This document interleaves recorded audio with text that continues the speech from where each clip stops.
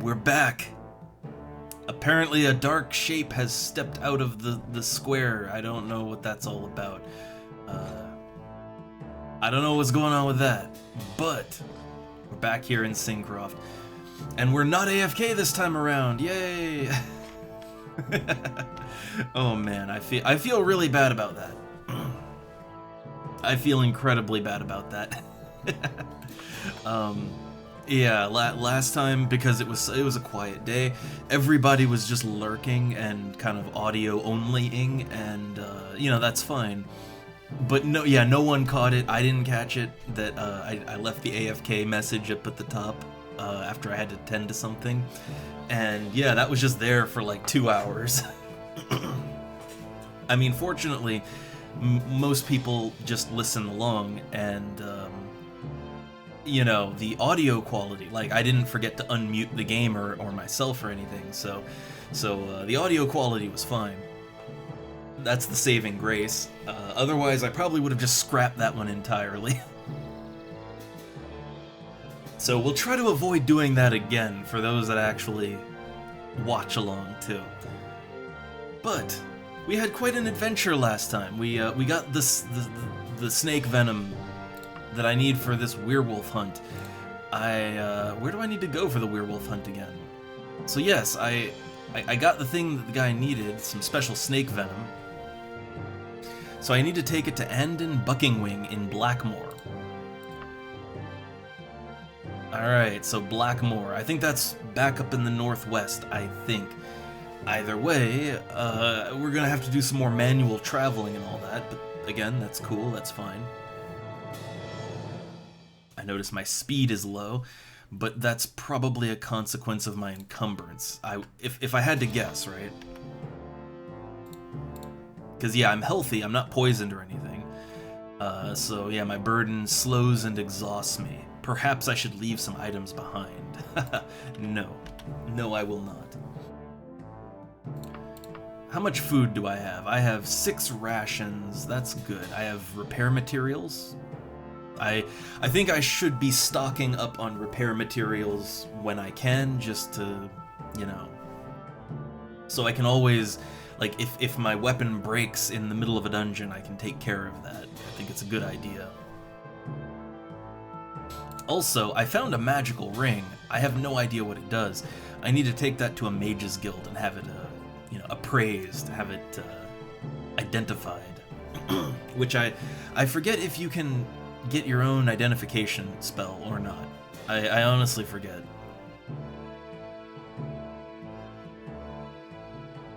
Either way, I do have some items to sell. I got this elven broadsword, an elven saber,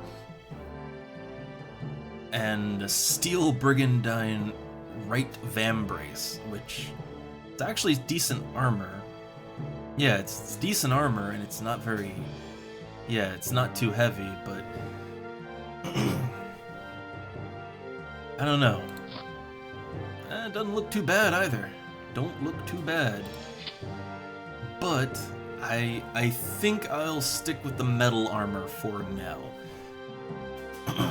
I was gonna try and sell this off at a pawn shop or something. Or maybe... Oh, and also, sorry, a little congested today. Maybe sell it at a weapon shop. I'm not really sure who will buy these things or not. But I am noticing that here in the town square, there's a lot of shops here. There's a lot of shops, there's taverns. Is this a bookstore? What is this? I feel like, yeah, if I need a particular shop, this is kind of where I'll find it, I think. Yeah, we got multiple taverns, lots of shops. There's a random guy out here.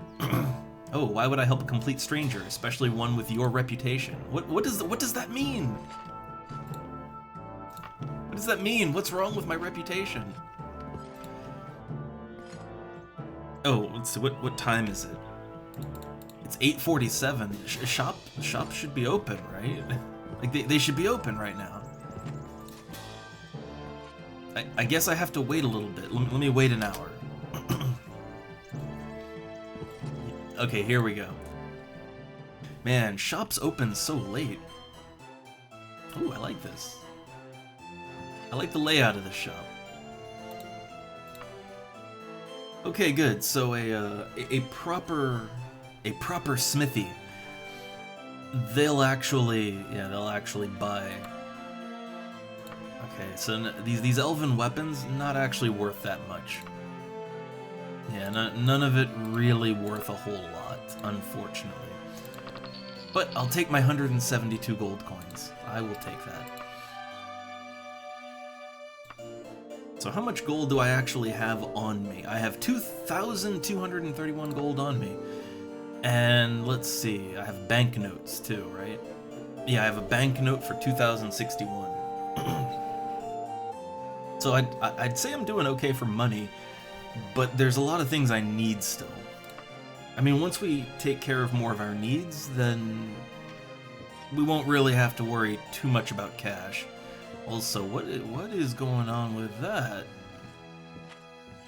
This, like these three swords stacked on top of each other? Yeah, like, look, that is weird. I have never seen that before. When I move far enough away, they move position. That is very interesting. I'm not quite sure why that happens. Huh.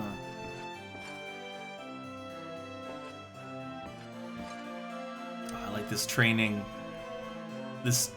dummy, and there's just arrows in the wall, and yeah, this seems real safe right here.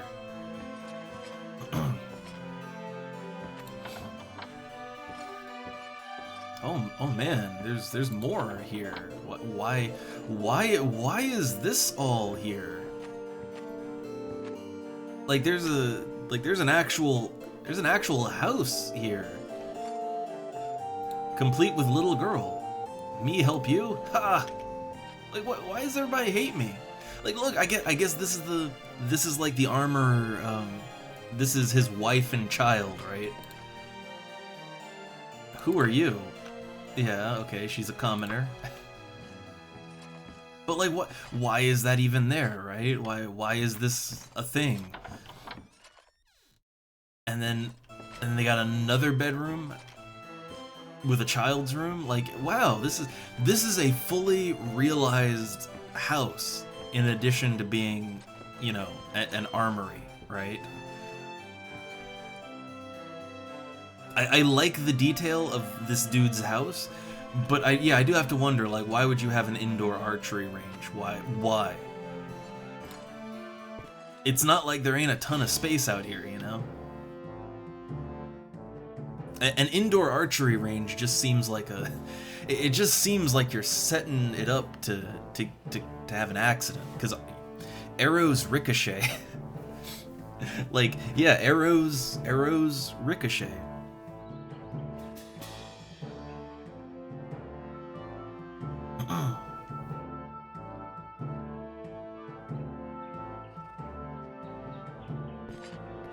Well, either way, I sold my junk off. I think I have everything I need for travel, right?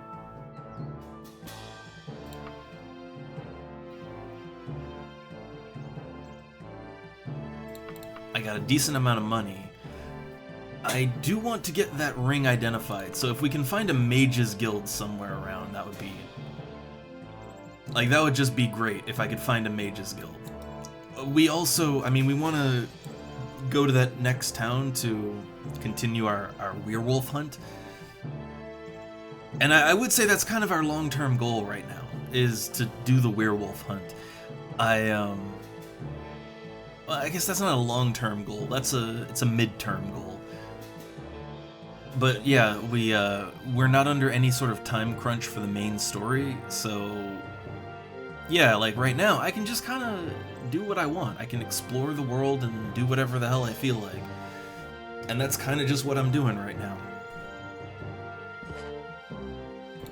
Alright, so I need to know, where is a guild? Where is the Mages Guild? So it's somewhere southwest. Good, mark it on my map. Thanks. Thanks. So the Mages Guild is right over there. Very easy. It is just straight southwest.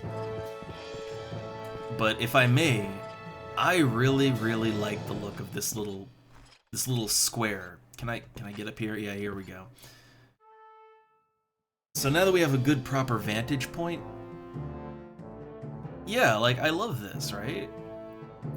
Like this town square feels nice. It feels like a very nice little area right here. Oh, look, there's a juggler over there. But yeah, I love how this is laid out. Like, it feels very alive with all the NPCs going around, but not too many NPCs. This is something I've noticed, is that I'm not sure what mod does it exactly, but in vanilla Daggerfall, there are just like, there's a ton of NPCs just walking around in town. There's definitely less in my game. Like obviously you look around and like, yeah, there are NPCs walking around, but it's a reasonable number. I feel like this is a reasonable number of NPCs to be randomly walking around. But in vanilla Daggerfall, it's just like there'll be dozens of NPCs in front of you at all times, and it's a little unrealistic, especially for how the towns are laid out.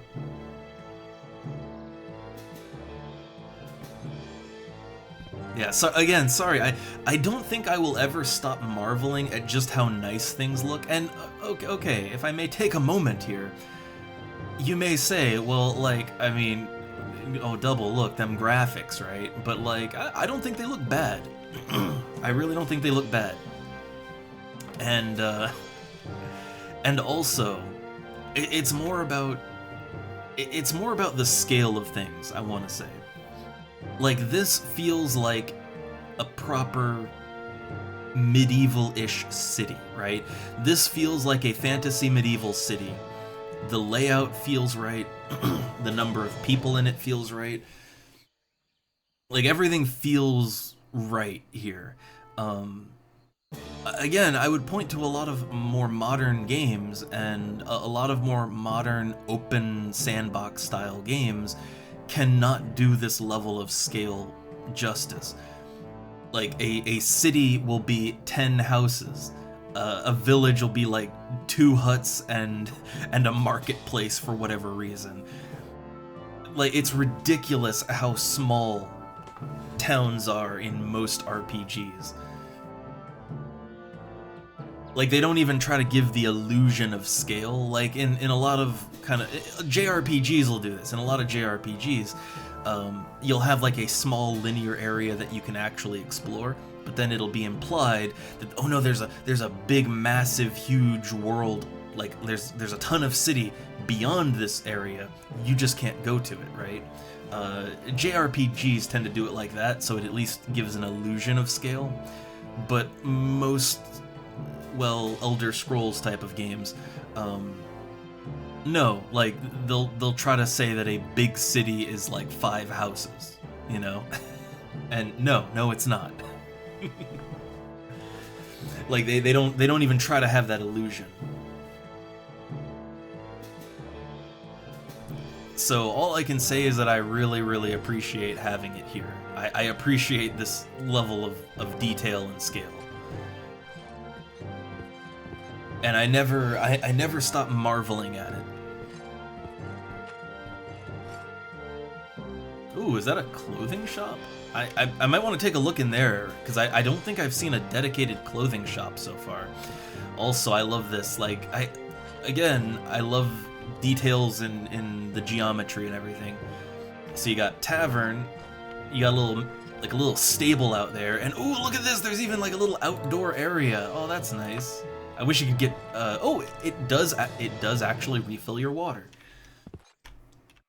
But yeah, look at this. There is a whole ass nice little, like, yeah, there's a nice little, oh, look at this. There's like a, I don't know, what do you call this? It's too big for a balcony, right? I mean, maybe it is a balcony still.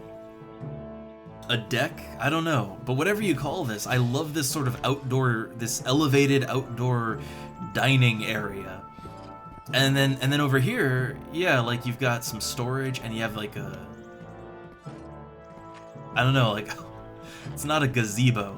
It's just this sort of like sheltered area over here where people can like they can just chill and be out of the rain and the elements. I like it. Like this is a lot of detail. It's a lot of practical detail too. I like that. All right. So let me think. I want to do something real quick, and that is hold up. So I actually wanted to show the wife some Daggerfall because she likes Elder Scrolls games a lot too, and you know, she's all over that Oblivion right now. But she can appreciate. She doesn't like the whole 2D on 3D thing, but she can at the very least appreciate like the level of complexity and detail of a game like this. I wanted to show her Daggerfall at some point, so. This is like unrelated to the stream, but I just wanted to make a little like demo save. All right, this is just for later stuff. All right, this is the demo mode because I think this area is a good way to like just show Daggerfall because it's a city.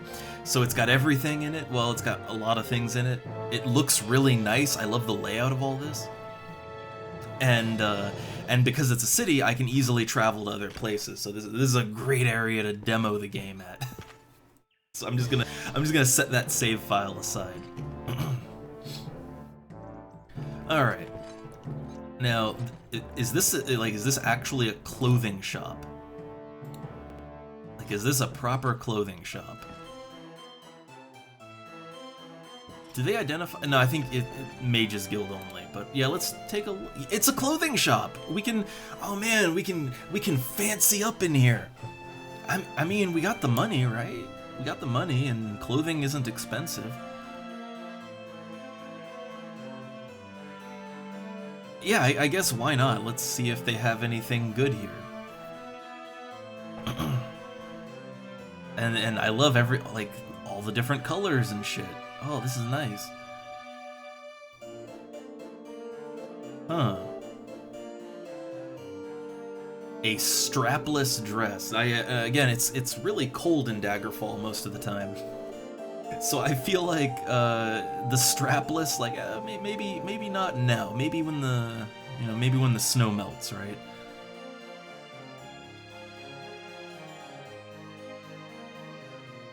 But I just like there is a shocking amount of variety, and I know this ain't all of the stuff, right? Because yeah, okay, you know what? Shalina has been poor broke for a long time. She's been struggling for a long time. But hey, why not, right? Like, let's try on some new duds and see if we can make a new outfit for her. But I might want to take some of this stuff off to do that because it's actually hard to it's actually kind of hard to see her character model. So yeah, like let's take some of this stuff off. And it's all going, yeah, it's all going into the inventory. Alright. We got our Khajiit suit on underneath. Our anti-nudity protection. It's fine. Look, the pixelated nudity is fine. But, yeah, let's see. So we can see the character model now, right? Okay. So what do we got? Like, I don't know, anything look interesting in here? Now that we can afford to be fashionable. I mean, honestly, I think what we had, like what we got looks fine, I think. I mean, we could get, like, actual shoes and not just metal armor, but, but I don't know, like, you're always gonna be wearing the metal boots, right? More or less, you're always gonna be wearing that.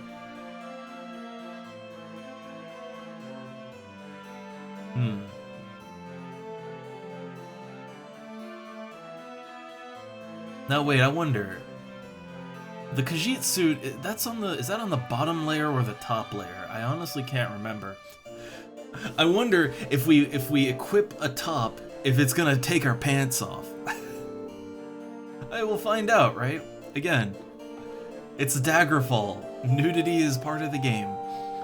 But like, okay, like let's say, yeah, that's interesting. So so you wear that and that. Huh. It does kind of look like it, for a high elf, I guess it looks fine. This section doesn't really have a lot in the way of bottoms, though, to go along with that. Like, I feel like you gotta have something that matches to go with the bottom, right? There's the Eodoric. Huh. I feel like that's like Argonian style, right? I know Argonians have kind of a weird Mayan style of architecture and clothing. So I think that's like an Argonian thing, I think. It's unclear. But let's see, do they have any pants that go along with all this? I guess the loincloth would be the thing that goes along with it. A formal brassiere, but that doesn't really look like a brassiere, that looks like just a shirt. A small shirt, but a shirt.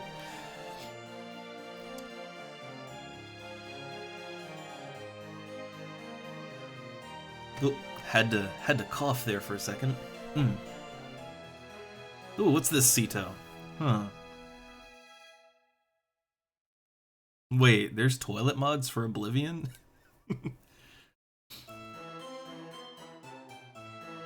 I have to look into this. I gotta look into this, Cito. I didn't know there were any toilet mods for Oblivion. I didn't know there were any toilet mods for any Elder Scrolls game, but it would kind of make sense. Okay, look. I know that. Let's have a discussion about realism, right? I know that for a lot of people, they go with the idea that, okay, look, we can just assume that our characters, they poop out of sight, right? Like they poop and piss when you're not looking, right? When you close the game down, that's when they go to the bathroom. And all right, fair, right? Fair. But there's no toilets anywhere.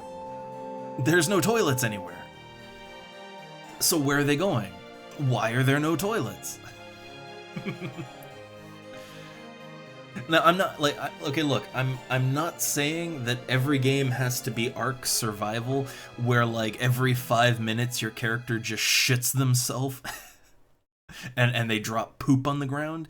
I'm not saying every game needs to be that, but I do feel like, you know, bathrooms should at least be modeled in the game. It's kind of weird that no one has a bathroom. Or an outhouse, right? No one has an outhouse. No one has a shitting pot. I don't know. It's just a little bit weird.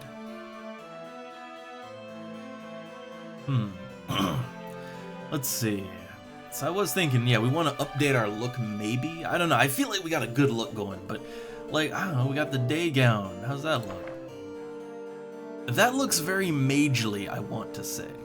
I want to say that looks nice and magely, right?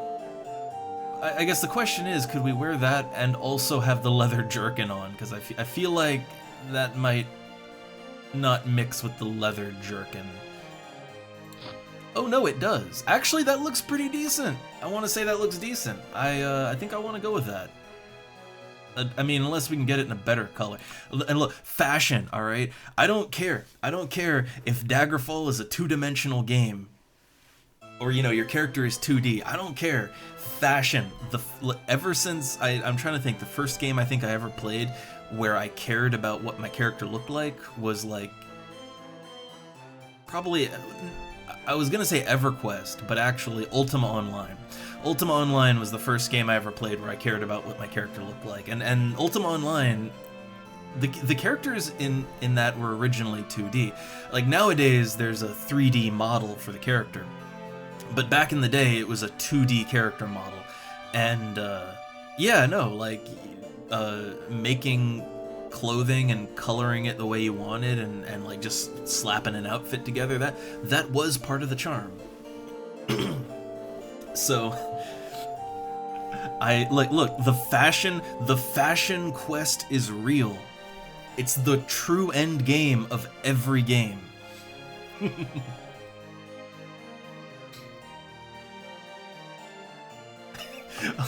Oh, Sito. Yeah, they've evolved. They use every part of the sweet roll. No waste product at all. But I wonder, okay, so like the gown, the day gown, that looks pretty cool. I like it, but I don't know. There's multiple day gowns too.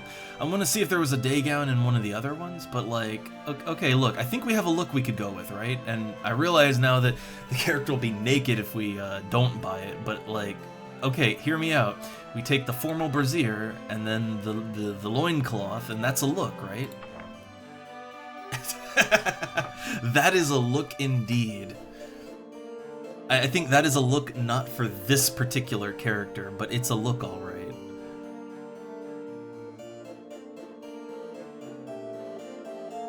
Oh, wait, we got...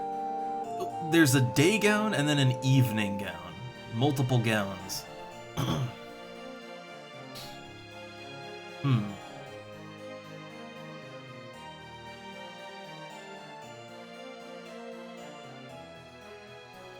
And then we have just boots.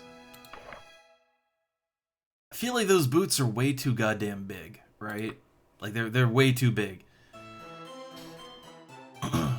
But okay, I think I think I actually do want to go with the day gown. I think I want to go with that one. I don't want to buy these though. So, oh no, nudities, day gown. Can we change the look of that? We'll see after we buy it. But I don't know, it looks like I want to change our character's look up a little bit. So, all right.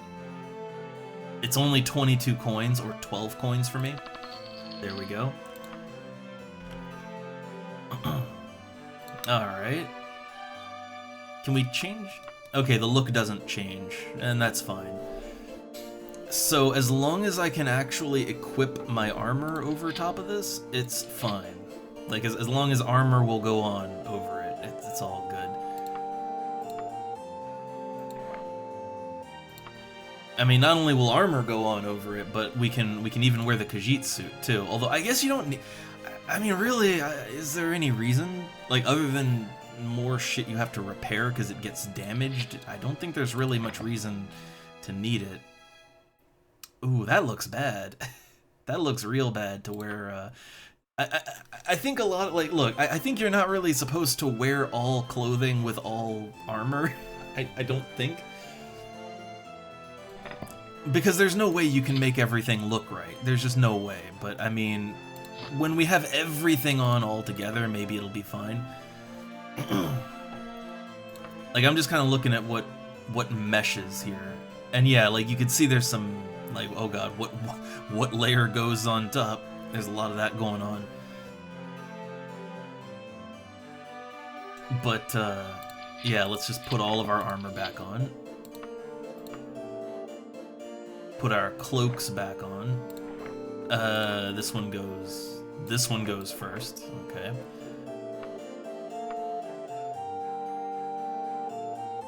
And then I guess yeah, like you can't even see it.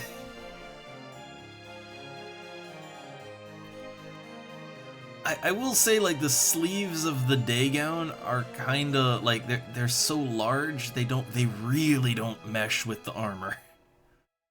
They really don't. So let's go back to this one, I think. How heavy is this? It's 2.5 kilos.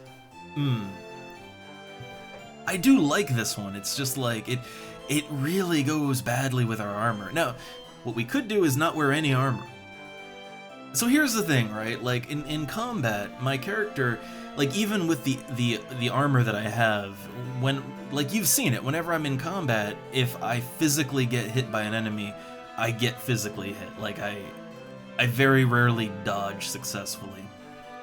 What gets me out of being murdered is more like manual evasion, as in physically move away from the enemy so the hit doesn't connect. And that's all armor does. Like armor doesn't it doesn't give you any damage resistance. It only increases your chance to not get hit.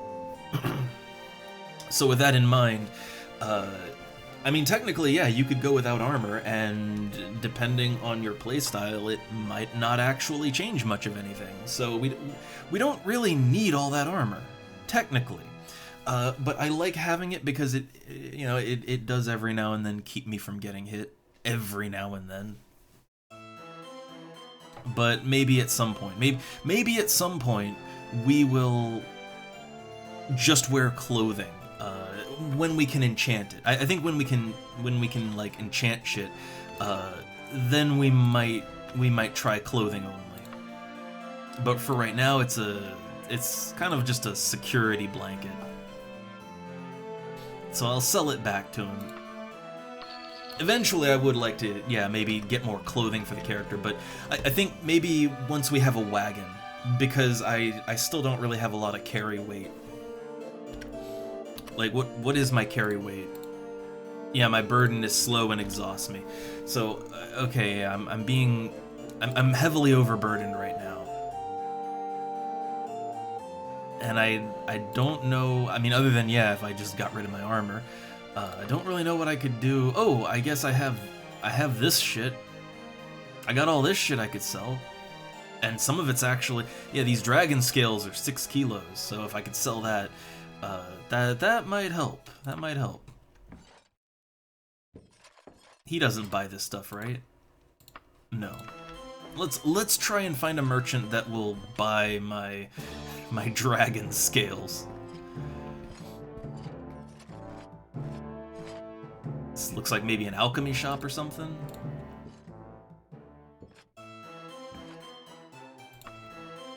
Okay, good. They'll buy my wraith essence and gorgon snake, lich dust, dragon scales.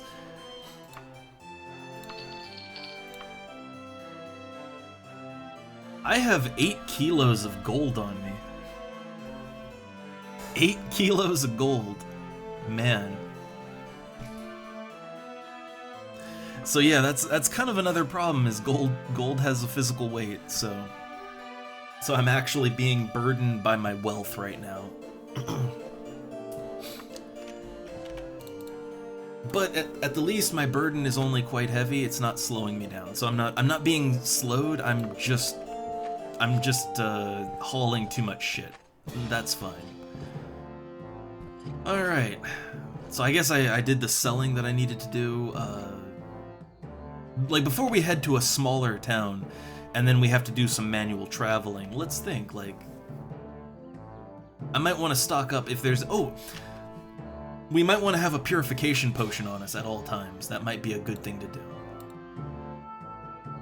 I think having a purification potion would be a good idea, so let's actually check and see if he has one. And, Sito's gotta go, so see you around. Also, I can totally believe it. That big poofy dress, I could totally believe that thing weighed 2.5 kilos. I could believe it. I assume it had, like, I don't know, some kind of ribbing in it too, like some metal keeping it firm and all that. the poofy hip thing, I don't know. Don't know what that's called.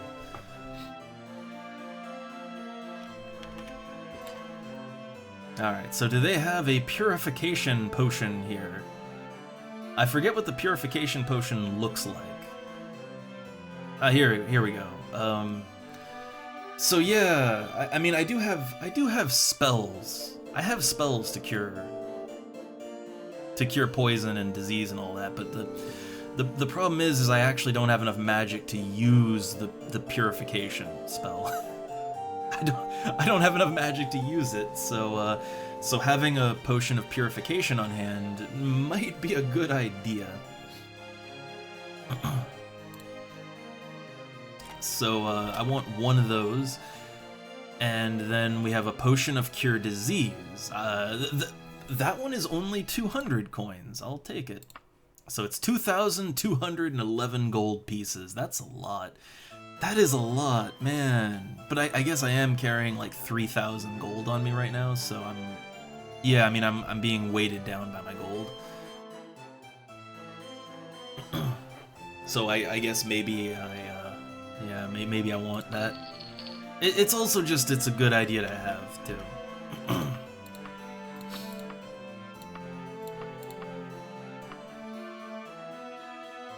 Like, I think having at least one cure disease and one cure poison, I think, yeah, it's like, they only weigh 0.25 kilos. I think having these is better than not having them. I still have 1,099 gold on me, and 2,061 in credit, so I'm still good for money. But the safety net of being able to cure your poison and disease reliably without magic, that's kind of a big deal. Like that's kind of a really big deal, actually. All right.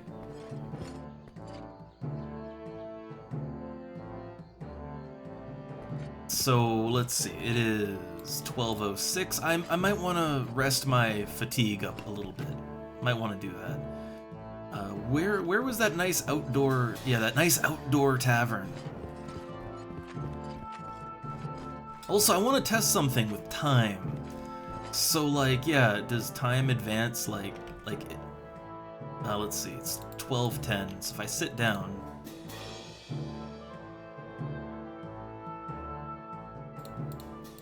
Okay, I was kind of thinking maybe time advanced like hyper quick while I'm sitting, but it doesn't. But I noticed that one time that like when I got poisoned, I noticed that I got poisoned and I sat down to rest my stamina, and when I got back up, like I just dropped dead. I think that just because of how Daggerfall works, right? I think that for the, like, maybe for the purposes of certain tick event type of things, I think the game, it might count like every second that you're recovering fatigue, it might count that as like an hour of game time passing in some way, like as far as some variables are tracked. And I think that might be what causes that. Like, it's just a weird little quirk of how the game works, right? Okay, so man, we've loitered quite a bit today. We want to go east. Let's get out of here and continue on with our adventure. As I continue on with my adventure, I think I've done everything I wanted to do here. Oh no! Wait! What am I doing? The Mages Guild, right? We wanted to get that magic ring identified because I don't know what it does right now. Like, that magic ring might be a really awesome ring, or it might be an absolutely shitty ring. I don't know. So yeah, I wanted to get it identified so that I can at least know what it is, and then if I want to keep it or sell it, you know? Where's the entrance? Hold up, like there's just an ice river over there.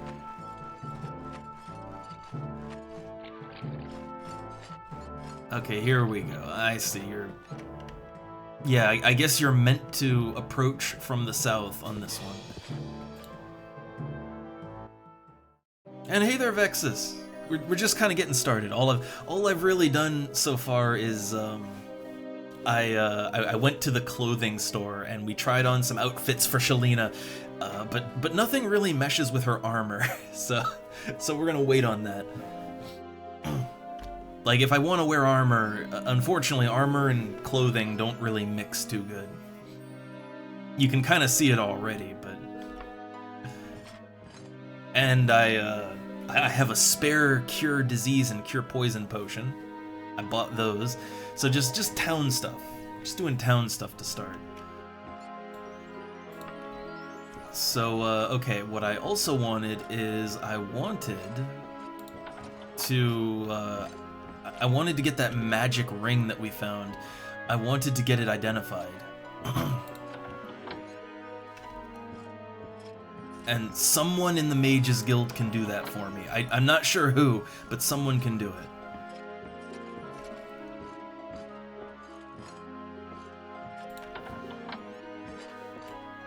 Okay, I can buy spells from him.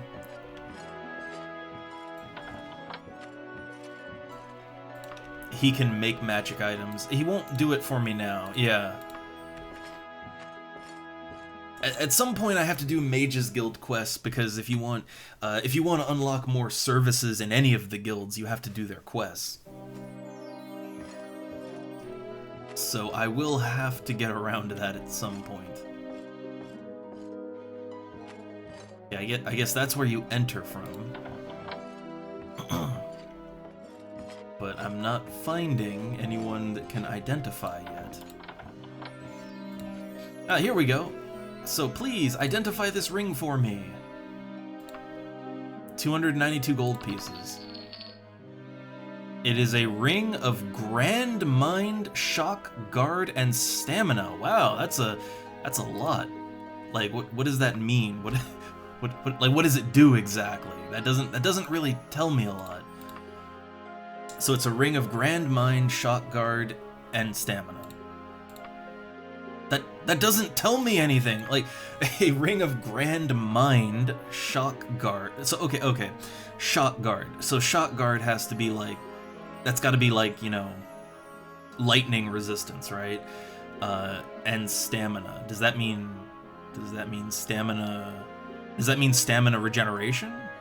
Like, Ring of Grand Mind, does that mean magicka recovery? Like, that's kind of the thing. Like, this doesn't, yeah, like, this it's very obtuse. Like, what does that mean? I'll equip it though. Yeah, it means magic regen. It means magic regen. So if, oh my god, we got lucky. We got real fucking lucky. I'm gonna save here. So we got incredibly lucky. We now have magic and stamina regeneration. Look at that. It's not a lot. Like, it's way slower. It is way slower than that magic regen mod that I had for a while. It's way slower than that, but it's something. So let me take a look. So I have 26 magic. Now I have 20. So it's 3 magic regen. I believe it's 3 magic regen roughly every 5 seconds. That ain't bad. Like, that really ain't bad. And the stamina regen is, yeah, the stamina regen is very nice. So basically, as long as I'm wearing this ring, I don't really have to worry about my fatigue anymore. Like, I don't have to worry about fatigue anymore at all, ever.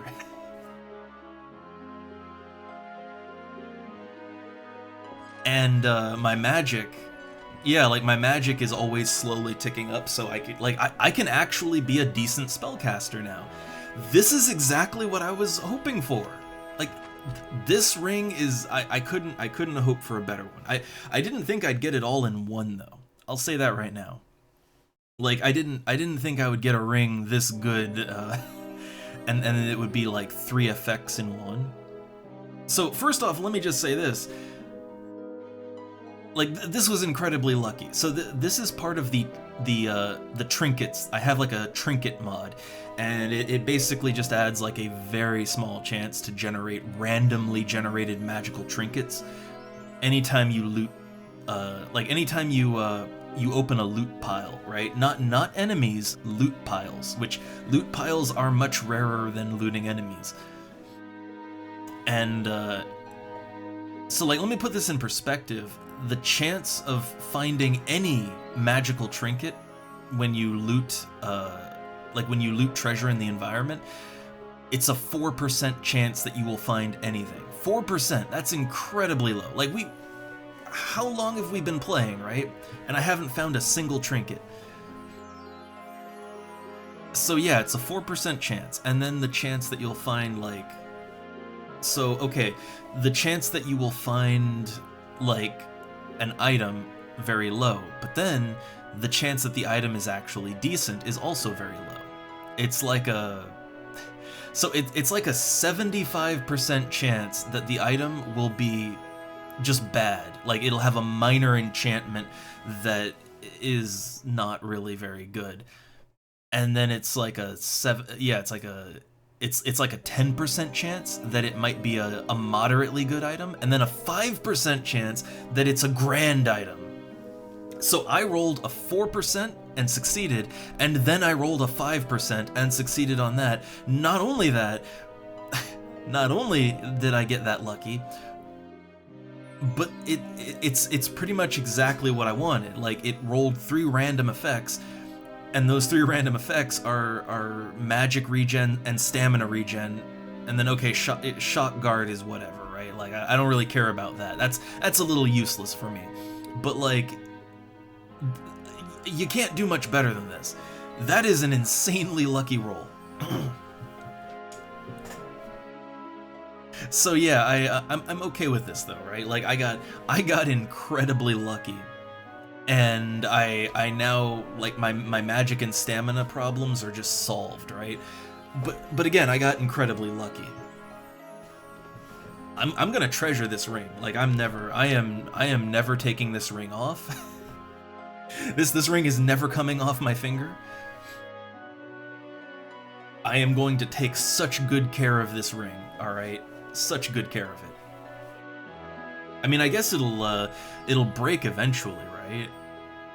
But I think it can be repaired. Like, I think it can be repaired if not through an item, through an NPC. Like, I think you can get it fixed, probably like at a merchant. But yeah, this ring it ain't ever leaving me. But see, I'm okay. Let me put this out there. I am much more okay. Yeah, I am much more okay with getting stupidly lucky on a loot drop, and you know, that giving me an item that can recover my magic and stamina, give me regeneration. I am much more okay with that than I am with like just adding magic regen to the game, right? Like you just add magic regen to the game as a default thing, and yeah, it makes being a mage in the early game a lot easier, but you don't really have anything to work towards then, you know? I like this. I feel like I earned that ring. Alright, let me heal myself, and I should use my spells more often now, because I can. Alright. Anyway, sorry, I got so excited over finding that awesome ring that, oh man. Vexus, oh. And the wife wants to play Claire Obscure too. It looks interesting, I'll say that. It looks interesting, but I got too many other games to play. Far too many. And then too many long-form games that I just play forever, like this. Oh, and also people have been kind of messaging me since I've been archiving the Daggerfall journey. They've been messaging me about Final Fantasy XI, like, oh, why you know Final Fantasy XI no more? And you know, what I got is I have moods, right? I have moods, and sometimes I want to do ancient MMO stuff. Other times I want to do stuff like this. Sometimes I want to, I don't know, I'm kind of getting the itch to Minecraft, which I don't think I've ever done on the stream, but I would do it in a way that isn't standard Minecraft, and you know, no kid shit, right? But like, I basically want to turn my Minecraft into Daggerfall. But yeah, like, I have moods for games, and I haven't really had the MMO mood for a while. I haven't, like, even just in my personal time, I haven't really been MMOing much, and I love MMOs, right? But I have moods, and I think having those moods keeps me from getting, like, it keeps me from getting burned out, because the worst thing you can do is to love a game or a genre of game, and then you just play it non-stop, and you play it to the point that you hate it. You don't want that. You don't want to burn out. So rather than playing things till I hate them, I I set goals for myself, and when I accomplish the goals that I set out and my mood starts to drift, I try something else, and then, you know, I will eventually come back around, but it'll be a while. And that's I said as much. Though I will say, that comment got me curious, and I went and I have not logged into Final Fantasy XI in a long time, and I still haven't. But I went and I booted up the launcher, and it was in the evening for me, not super late, just the evening. So not when I normally stream it. But I went ahead and I booted up the Horizon XI launcher, and I was incredibly surprised because there were like 2,500 people logged in. 2,500 people!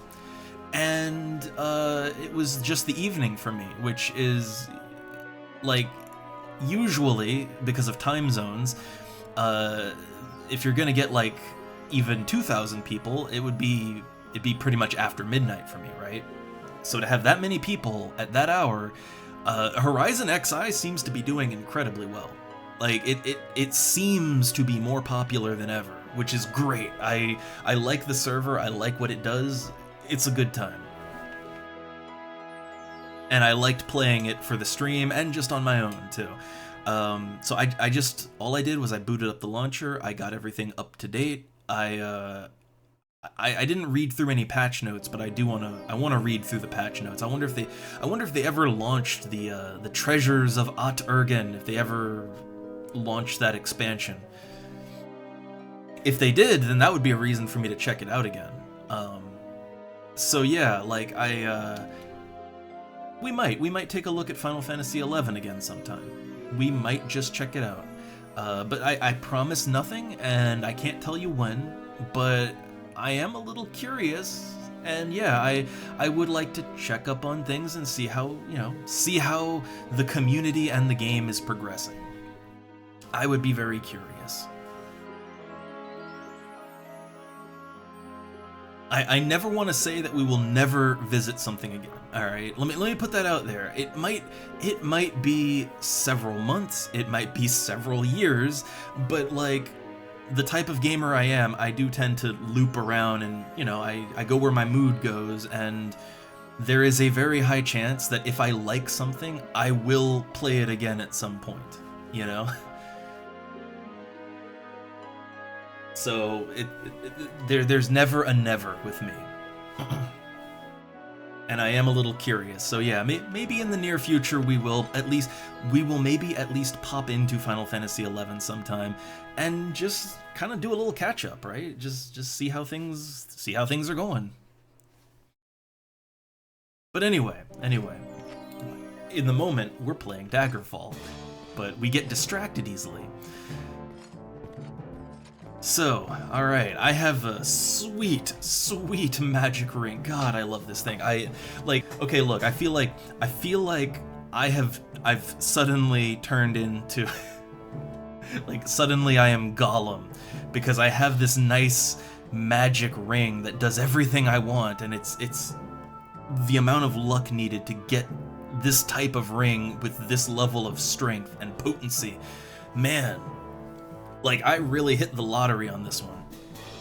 And I'm just sitting here staring at this ring. I just imagine me stroking the ring. Oh, my precious, my glowy, sparkly precious. It gives me all the mana I want. So yeah, I am very happy. I was trying to get a ring like that, but or not a ring specifically, but just an item like that. I didn't think I was gonna get so lucky though. I did not think I was gonna get so lucky so quickly.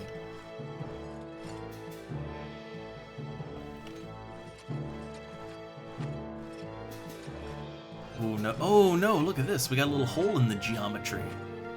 Oh no, a hole in the geometry!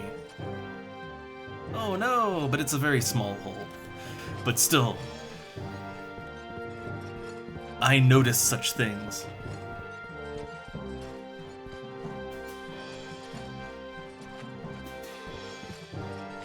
Alright, so there should be a carriage man. Yeah, here we go. Ah, man. The open frontier of Daggerfall. It's like a whole new world now that now that I have a magic and stamina regen ring. It is a whole new game.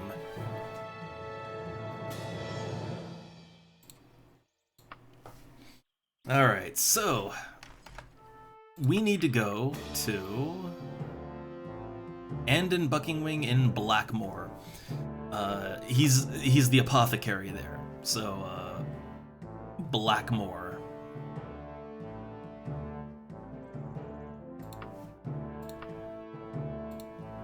All right, carriage travel.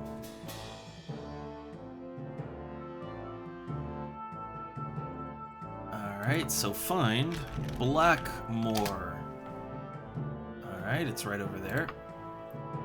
Travel recklessly. I honestly don't really see much of a reason to travel cautiously, because, like, traveling cautiously, it takes way more money. It takes way more money. It takes, like, almost double the time. I don't really see a lot of reason not to just travel recklessly.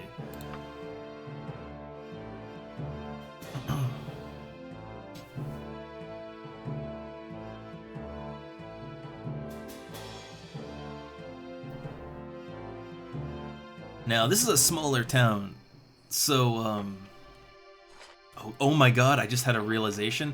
So now that we have magic regeneration, we can cast light, and we can use the light spell for our light.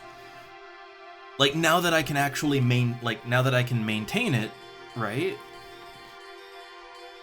I could use this instead of a torch, and it's a very nice light source too. Okay, so Mordrin's Quality Remedies, I believe that is where the guy we need is, I believe.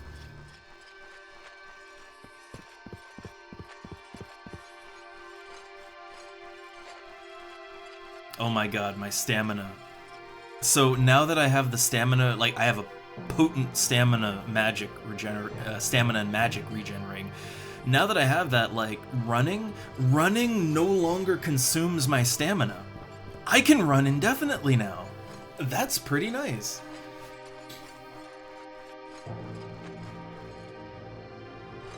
Again, if I'd found a weaker ring, and the odds are that I would have found a weaker ring, I want to reiterate just how incredibly lucky I got with this roll, right? Like, it's a 4% chance you will find anything.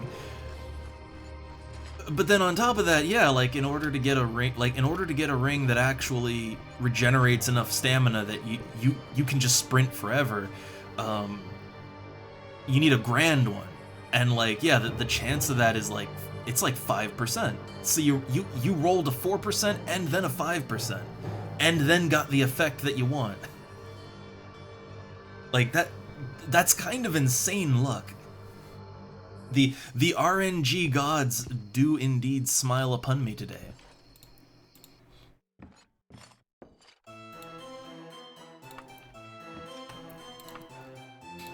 Alright, so let's see. We'll danger save this one, but I think this is the guy.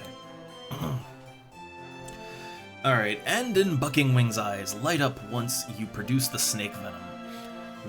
Yes, very good, very good. Yes, this is it. You're lucky you only had to procure it yourself, my chosen. Had you paid for it, the cost would exceed 4 figures, yes. In your absence, I've gathered the other ingredients and prepared the mix. Now watch a master at work, yes? You give him space to work, and in Buckingwing furiously begins beating.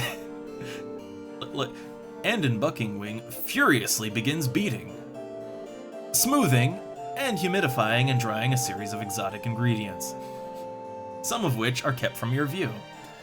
I mean, I hate it when people just beat it out of my view.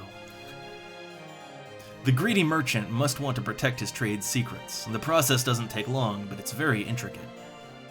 Ha! Huzzah! There it is! We have it! We have it indeed, yes. When you return to Chesterwork, place this mixture on your hands and bring them close to a person's face.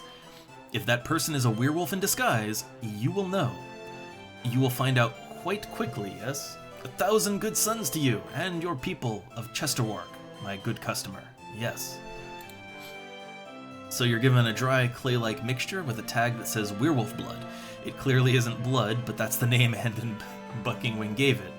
Before waving you off, he mentions, by the way, if you're a weir whatever, it won't work on you. You've been breathing in an antidote while you waited, so if that's your secret, keep it to yourself. Huh. I guess if my character was a werewolf, right? Or a weir boar. My character was a man-bear pig.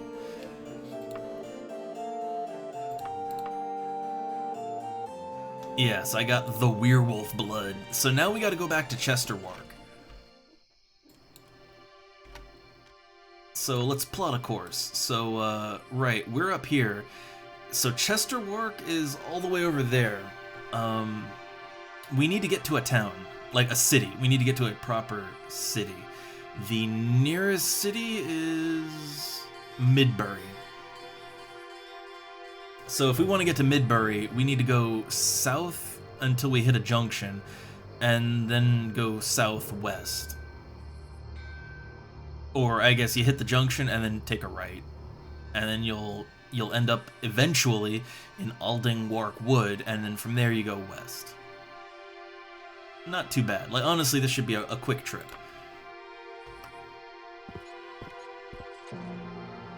God, I love how I can both sprint as much as I want, and also, yeah, I can act. I have enough magic to use my light spell now. It's great. Yeah, look at that. I can just light spell it up.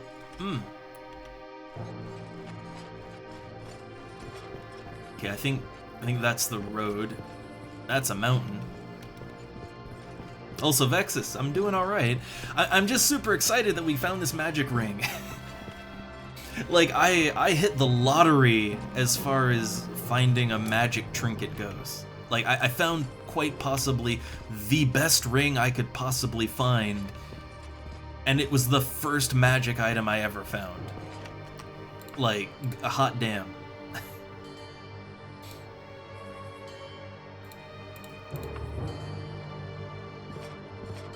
And I still want to say, as far as balance is concerned, so yeah, like this ring, I mean, my stamina basically recovers so quickly now that I can sprint indefinitely.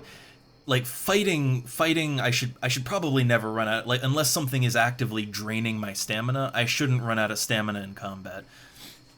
And because of the magic ring, because of the magic ring, like because of the magic regeneration, it's not enough. Like it's not enough that you can just like throw fireballs in combat.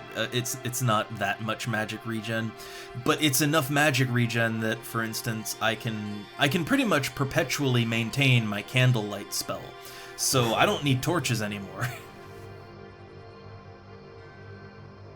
Like this ring is a game changer, but honestly, I am much more cool with this than that one mod that I had that I think I uninstalled it like the second stream, where it was a very simple, like it was 1 point of magic regen a second to make mages more viable, and yeah, it makes combat magic a lot more viable, but like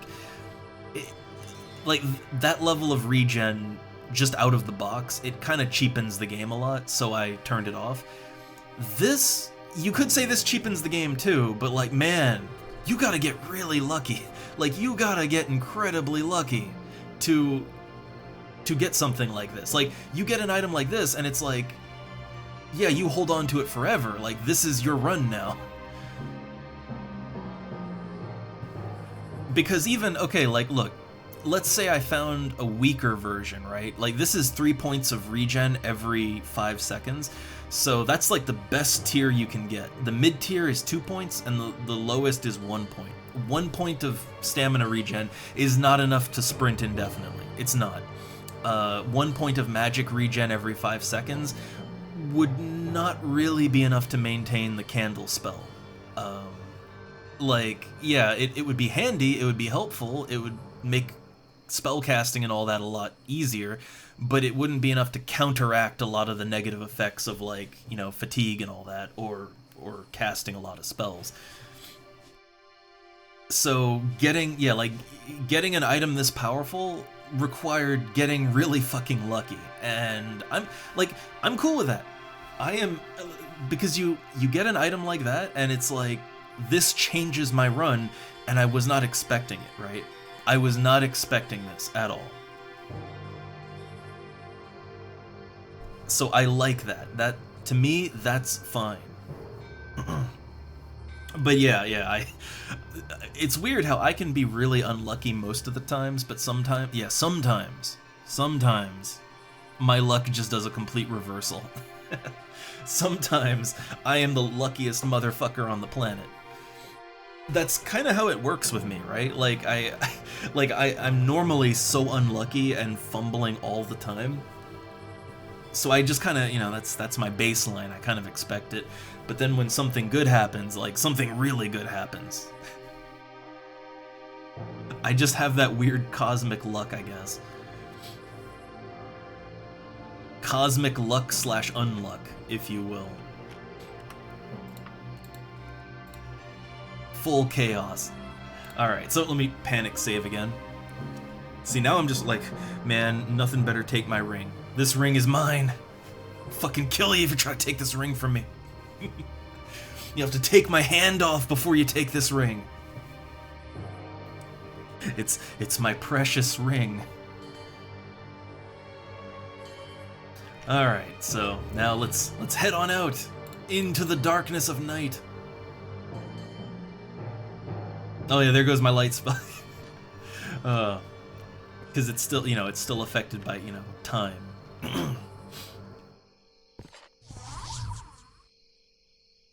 Okay, I don't think anything's out here.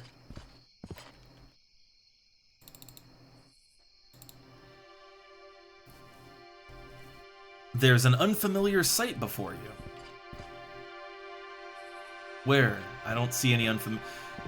It's a pile of shit! I think it's literally just a pile of shit.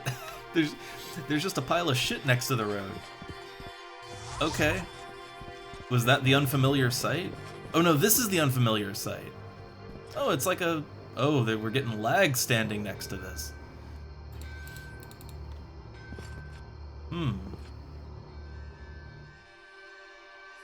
I think we might also be crossing the border from one zone to the next.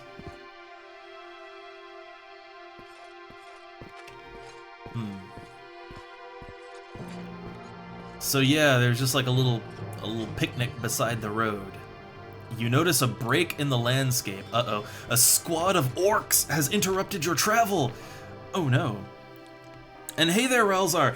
Ralzar, I got lucky as fuck. I hit the lottery.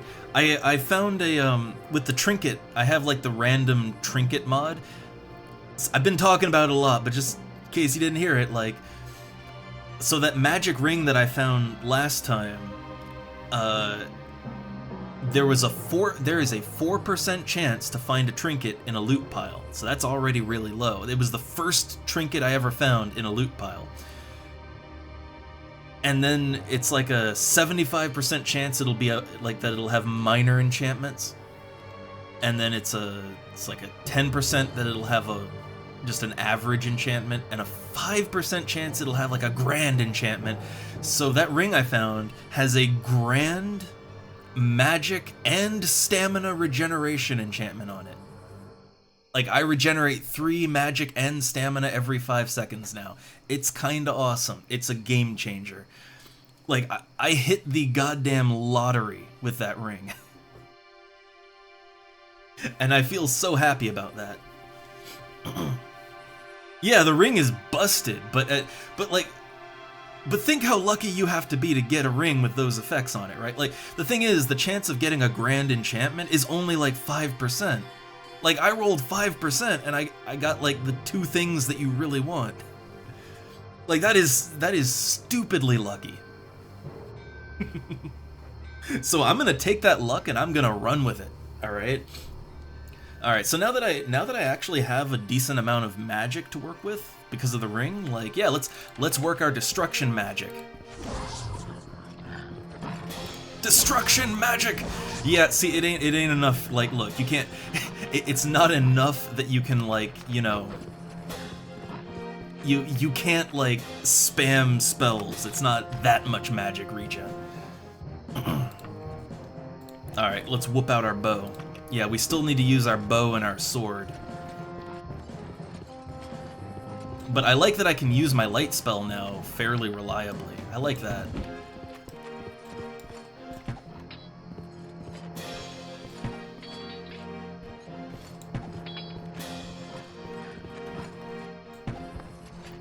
Also, I'm not sure like what exactly controls how good you aim with your bow. Like there's more than just the stats because of the realism mods that I have. Like part of it is how long you draw your bow, and I think another factor might be whether you are standing still or moving. Might be. I'm not sure. It's just I've noticed that when I run around like when I sprint backwards and shoot, I notice that I definitely miss more. It could just be random luck, or, you know, it could be that, like, yeah, you have to kind of stand still in order to have any amount of accuracy. Uh-oh. My light's about to fade.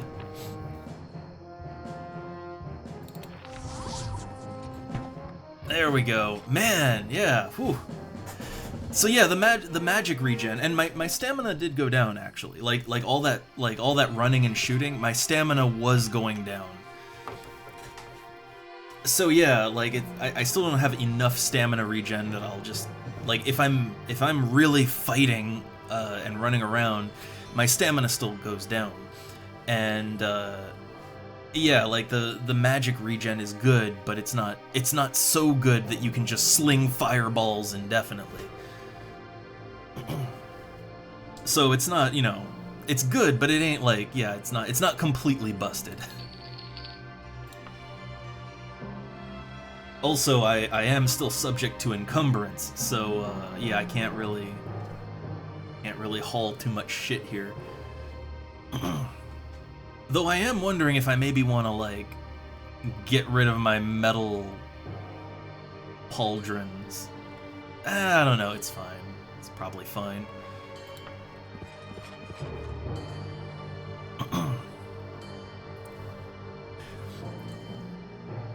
Yeah, I see. Okay, here's the thing. Let me say this, right? The trinket mod that I have. Well, I got the trinket mod for a few reasons, right? One is that loot in Daggerfall tends to be a little bit underwhelming in vanilla. Anyone who's played around with it a lot, you kind of know. Because other than finding increasingly better tiers of weapons and armor, there's really not a lot in the way of, like, enchanted goodies, right? Like, there are enchanted goodies, but, like, it's pretty slim pickings. And the amount of effects that you can get is also pretty slim pickings.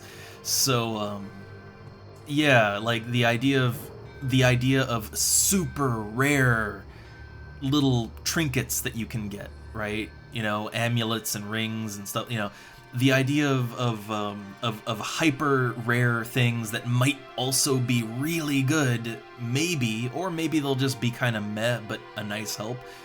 I like that. I like it. It adds a little bit of, you know, a little bit of spice to looting in the game, and I think the game kind of needed that spice in the loot.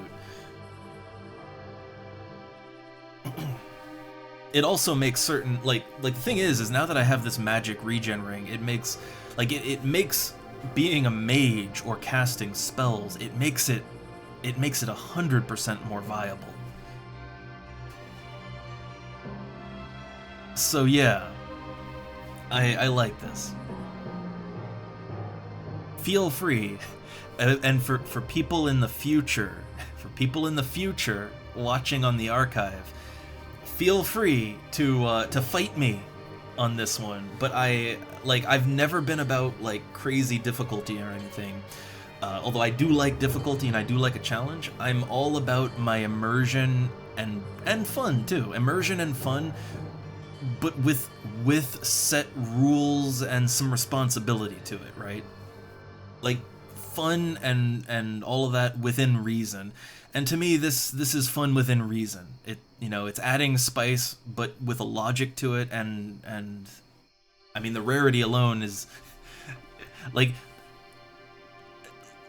I mean, just look at how happy I am to get a really sweet grand magic ring, right? Like that has made my day better. So I think that's working as intended. Oh look, I got an Eye of the Ender. No, Basilisk's Eye. Everything is a Minecraft item to me now. Everything. So there's some good steel weapons here, but again, I can't really haul that around. Like, you don't know how bad I just want to loot everything, but it's not... Yeah, it's not a good idea.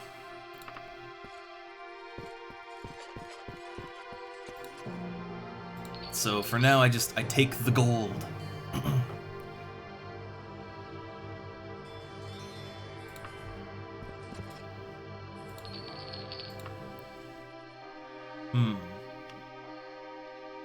And the Elven Tonto is pretty... Like, that's pretty lightweight. I could take that. Yeah, I could take the Tonto and sell that. Oh, also, I don't think I've used a shield this whole time. But I do have a mod that adds a shield widget to the game. I feel like I should at least show that, right? Like, so if I equip my Wakizashi and then the buckler, I also wouldn't normally equip a shield just because, like...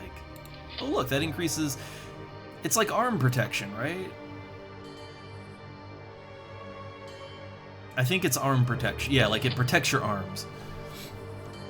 But okay, like, so if I now equip my weapons...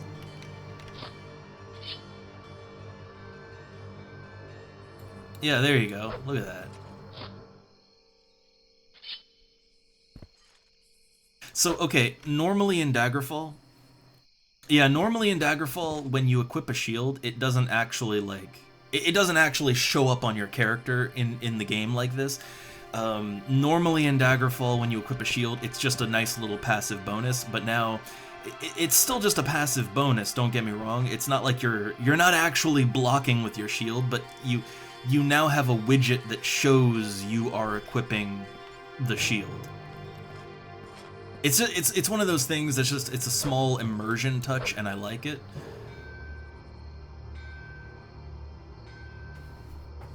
And I guess technically I could use a shield now. I could, but I don't really need it, and it's extra weight, I don't need it, and it's extra weight.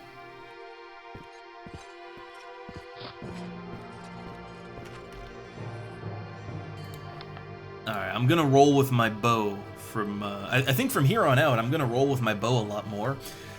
The main thing that was keeping me from using my bow was that I don't have enough light to see in dungeons, but, because I have to use a torch. But now I don't really have to use a torch all the time. So, yeah, I can afford to just whoop out my bow and arrow.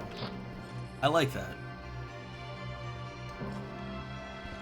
I know, I always feel like I kind of have to justify things I do. Like, even if I'm doing it in a way that makes sense to me, right? I think maybe it's that I can often give the wrong impression of, like, what I like with games and why. Because I do play, like, I play a lot of old school MMOs that most people would consider to be more like, oh, they don't hold your hand, they're super grindy, they're more difficult. And I like survival, immersive roleplay games that, things that also do kind of border into, like, being more difficult and time-consuming, and so I think people might get the idea that I'm all about, like, I just love wasting time, or I just love difficulty, but it's a little more complicated than that. I like being immersed in the game I'm playing. I like having to use my brain and, like, actually utilize the systems within the game. Like, one of the worst things I feel like a game can do, maybe let me get on the road here while I talk, but one of the worst things I think a game can do is, like, is give you mechanics and systems, but then the game doesn't really require you to engage with them. That's kind of the worst thing to me, right? And I can think of a lot of games that are like that, that have, you know, lots of in-depth systems, but then the game itself is just so easy that you, like, there's not really any reason to engage with the systems that the game gives you, you know? And I'm, like, that's the kind of thing I hate. So for me, like, it's not so much about the difficulty or whatever, it's immersion, and it's what feels good to play with, and yeah, like having a system like the trinkets, right? Like, oh, that's a neat little extra gameplay system. It adds gameplay, like it adds a little bit of a gameplay element to the loot. And when it, you know, like most often it's not really going to do anything for you, but when it does something, oh, that's nice, right? You know, that's neat. That's what I like to see. Alright, I was just checking. This is just some random house here, but I like to check out random houses. Give me a good random house to plunder. Okay, I can't go in this random house. It's just decor. Just set dressing, don't worry about it. Alright, let me get back on the road. Alright. Yeah, I mean, again, I'm really not like a hyper difficulty kind of guy. I say that when like most games I do play them on harder difficulties and all of that. But it's like, yeah, for me it's not about the difficulty. It's about forcing me to engage with the systems that you have laid out, right? I don't know, I came across something strange again. God, I love that I can just use my light spell now.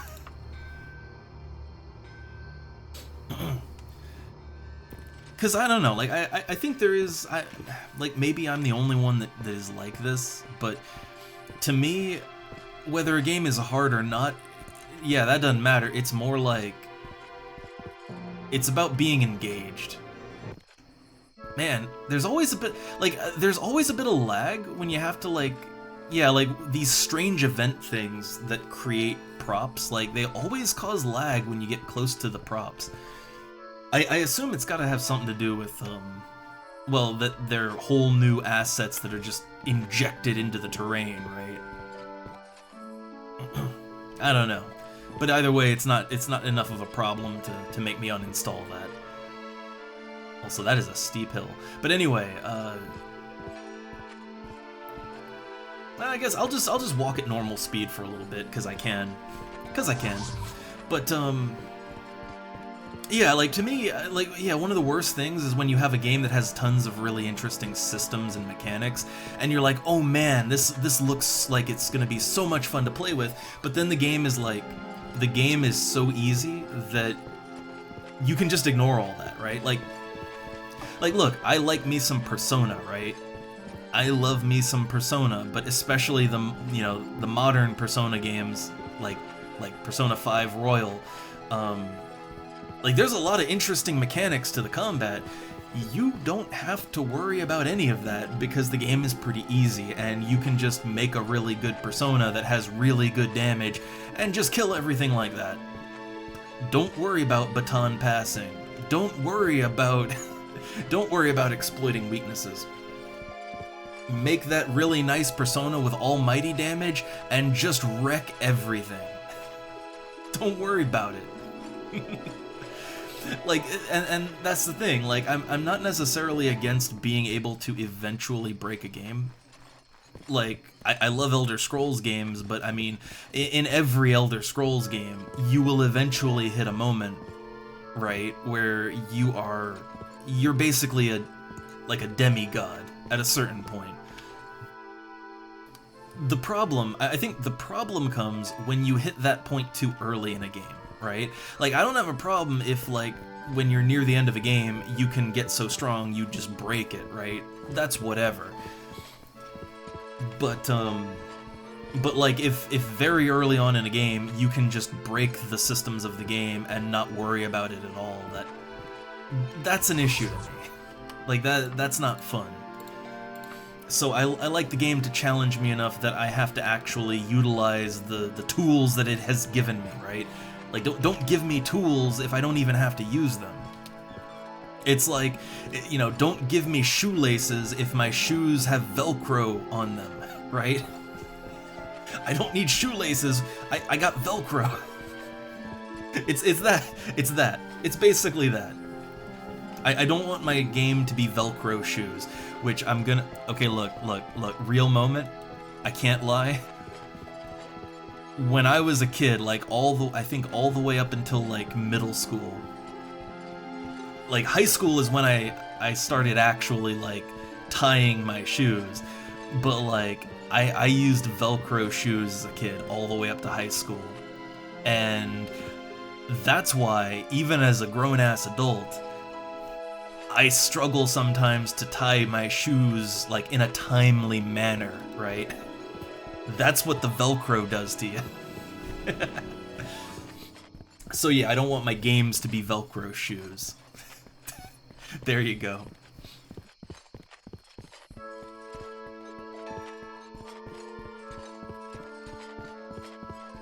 And yeah, I will say, like, okay, Cyberpunk, I kind of gave up on it, not because I didn't like it, but because well, my problem is I was doing everything, right?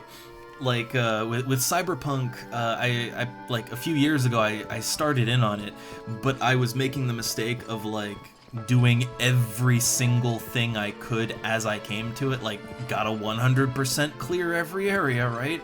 That's not very fun. But also, on top of that, I'm, like, I made a character, like, the hacking in that game is just broken. Or at least, I don't know if they ever fixed it, but like the hacking was broken when I played, and like you really invest into that, and you're basically just a wizard. Like you're a wizard with an infinite mana bar, basically. Like, combat was not a challenge anymore. I didn't even care about anything, cause yeah, like my character was like you could just destroy everyone's brains. You don't even need to shoot anything. And like at first it was kind of fun, but then it's like, this is getting a little boring because it's like I'm too strong, right? Like I'm so strong that I don't care about loot anymore even.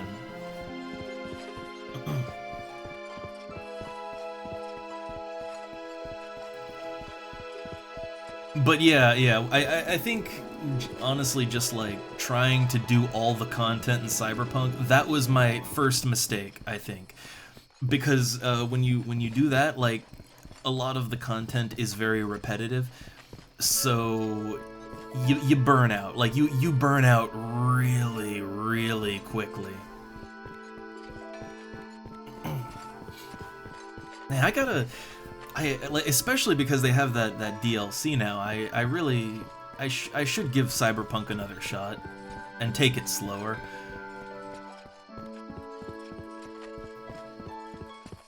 I mean, I need to get that DLC too, but yeah, I should give it another shot. Because it was a fun game, and I was having fun with it for what it is. It's just, yeah, I burned myself out on it.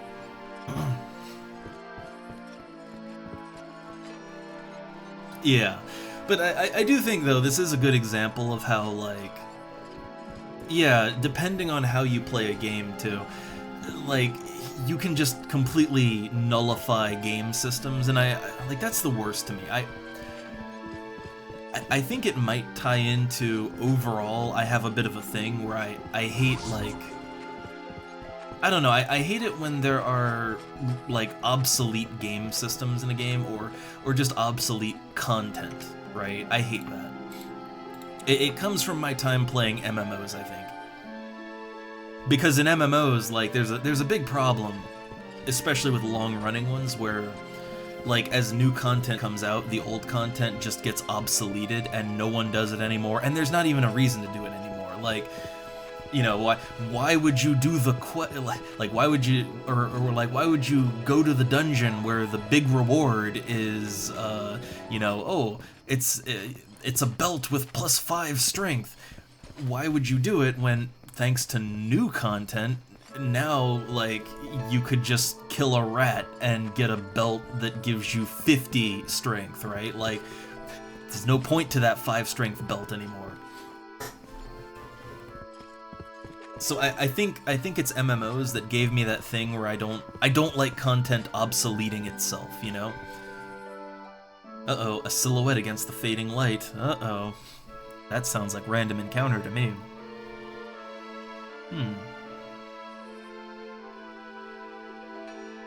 And oh yeah, Skyrim. I mean, I do like Skyrim, and when I play Skyrim, I do just kind of do whatever. Like, I don't worry about the main storyline. I've never actually done the main storyline in Skyrim.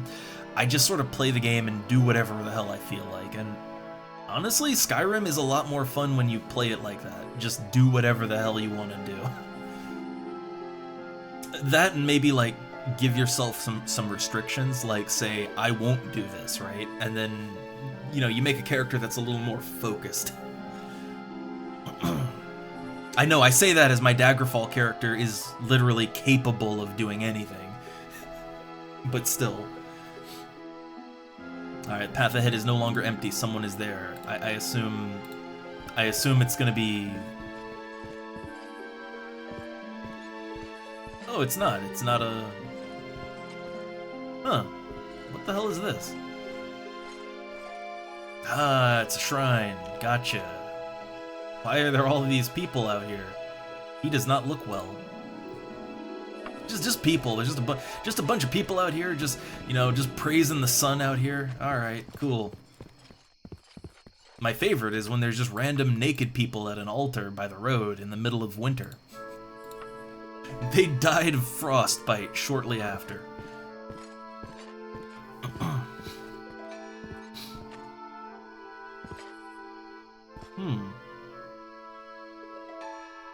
Yeah, I will say, like, when you have a map, oh god, when you have a game with a map where, like, there's just all these things you can do on the map, right? I think that kind of triggers a gamer, like a deep-seated gamer reflex, right? Where you're like, well, there's a point on the map. There's an objective there. I have to do it. I'm here, and there's an objective here. I have to do it. But, like, that is a rabbit hole in Cyberpunk. Like you start down that rabbit hole, you are gonna have a bad time, and I know, because that's kind of why I stopped playing it. So I honestly do think that there is there is a value to, for instance, a game like this where there's like nothing marked, right? There's a certain value in not having anything marked down, in just like, yeah, you just explore and do things you want to do, and you don't have to worry about like a big glowing icon saying, hey, there's a quest here, hey, there's a dungeon here, hey, there's a whatever, like, there's a collectible. Collect all 100. Like when you don't have all that shit littering your interface, yeah, you can just kind of chill, you know? Ooh, hold up. These guys want to fight. And I'll give it to them. I am prepared to give them said fight.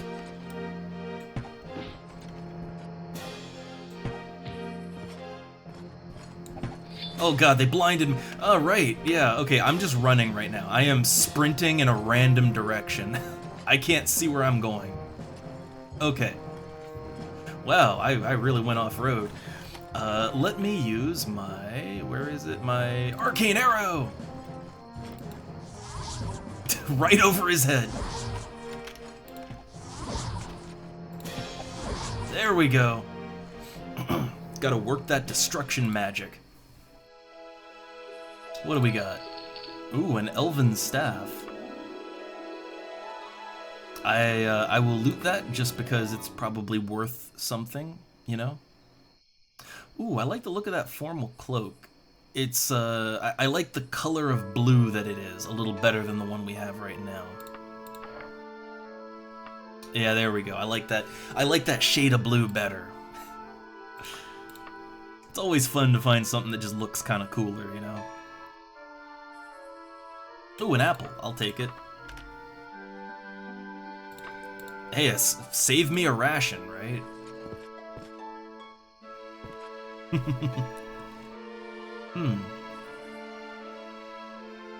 Oh, I'm getting a phone call. Think it's the wife. One sec. Quick AFK. I'll remember to take it off this time.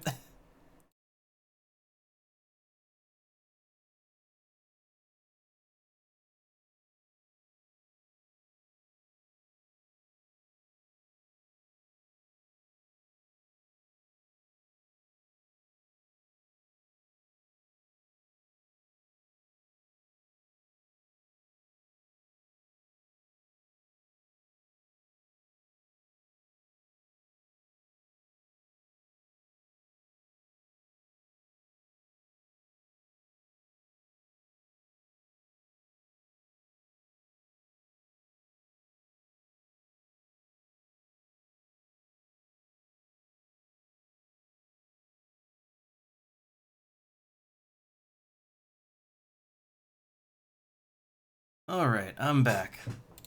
There we go. Take that AFK off. Yeah, the wife just calling, that, oh, I do believe she is coming back soon. She needs to get some food because tomorrow's a holiday here, and I completely forgot about that. I'm not sure which holiday it is, actually. I'm so bad with holidays. But yeah, holiday. So whenever it's a holiday, that means you can't buy stuff. You know, like stores and all that. Everything is Germany is closed for the holidays and Sundays, and we're a little light on food. So, all right. It can be a little rough when you don't plan for a holiday and you don't have, like, you don't have everything you need, and it's like, yeah, you just can't get anything. There's no stores open, so tough shit.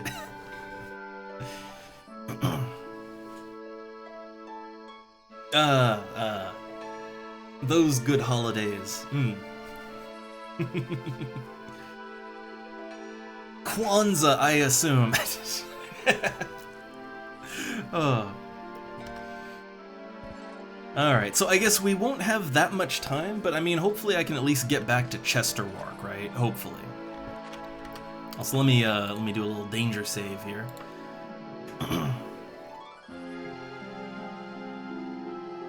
Yeah, when it comes to the Christian holidays, I mean, yeah, those are all national holidays here, so everything's closed.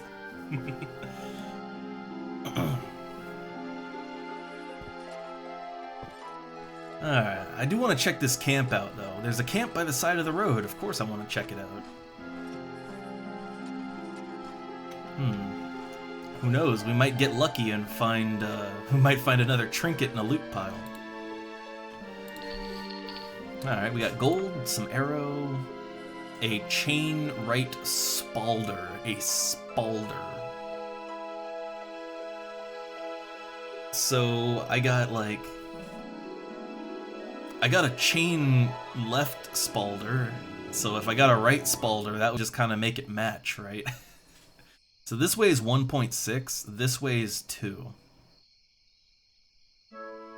So here's the thing, right? My character is not that strong, okay? My character is really not that strong, so yeah, I'm willing to downgrade if it means that I can, I can carry more stuff, even if it's only a single kilo. Yeah, even if it is just 1 kilo, I will I will sacrifice that extra 2 points of armor.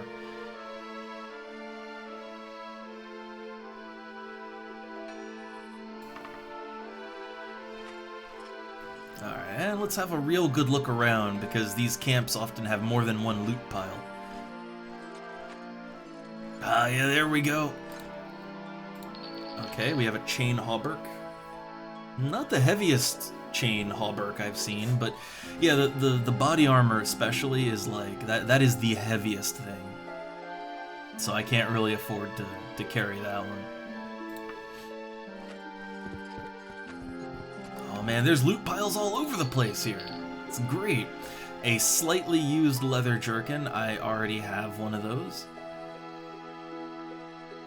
Alright, so nothing too good. See, that's the average loot that I get, right? The average loot that I get is not going to be anything special.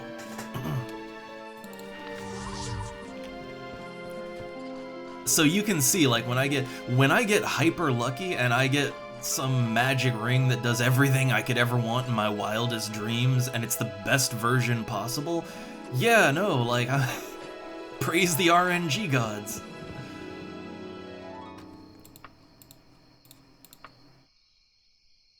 Alright, but, so, okay. I guess, man, we got all wrapped up in game mechanics, and then distraction call. Also, let me make sure I'm going the right way. I don't want to go the wrong way. Okay, west to Midbury. Okay. But, yeah, I don't know. I guess for me, like, yeah, when I play games, it's really easy to get caught up in that gamer mentality of, there's things to do, so I have to do them, even if I'm not really enjoying it, or it's not really how I want to play. And, like, modern games, I think, are really bad about that. It's the whole thing where you have, like, you have all these markers on your map, or your what is it, your radar, or whatever, your mini-map. Like, you'll have all these, like, things, right? Like, you'll have tons of markers saying, here's a thing, go do it, right? And I think it both causes you to focus a little too hard on the things the game is telling you, and it's also making you focus less on things you might want to do, right? And so you might end up burning yourself out on a game just because, yeah, you're just following the icons.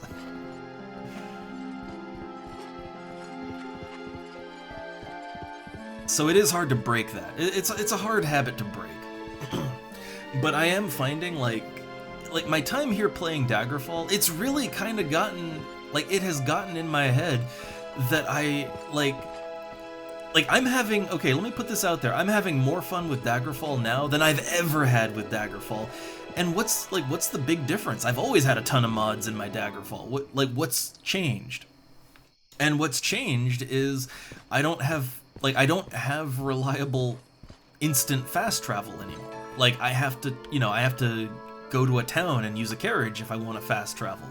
I only have this accelerated travel otherwise, and yeah, like, now that I have to, like now that travel has meaning, now that I'm not just warping everywhere like fucking Mario going into a warp zone, like, now I'm actually just, like, I'm slowing down, and I'm just immersing myself in the experience of being in the world, right? And even though it's, like, literally all this is doing is slowing me down, right? Like, I have given myself an impairment. I've handicapped myself. And yet it has increased my enjoyment of the game by... Well, it's immeasurable how much it's increased my enjoyment of the game. And really all I've done is added a handicap, right? Uh-oh, a herd of centaurs has interrupted your travel. Good old herd of centaur. Okay. Magic arrow! Magic arrow! Normal arrow! Normal arrow not working. Oh, there we go. Normal arrow does in fact work. It does in fact kill things dead. Yeah, when I shoot, like, while running, it definitely feels like it goes worse. Is there something behind me shooting? I swear I saw an arrow go from behind me. Save versus spell. Oh, there's another guy over there. What the fuck is that? Like, they just cast some kind of exotic spell over there. Yes, I'm looting mid-combat.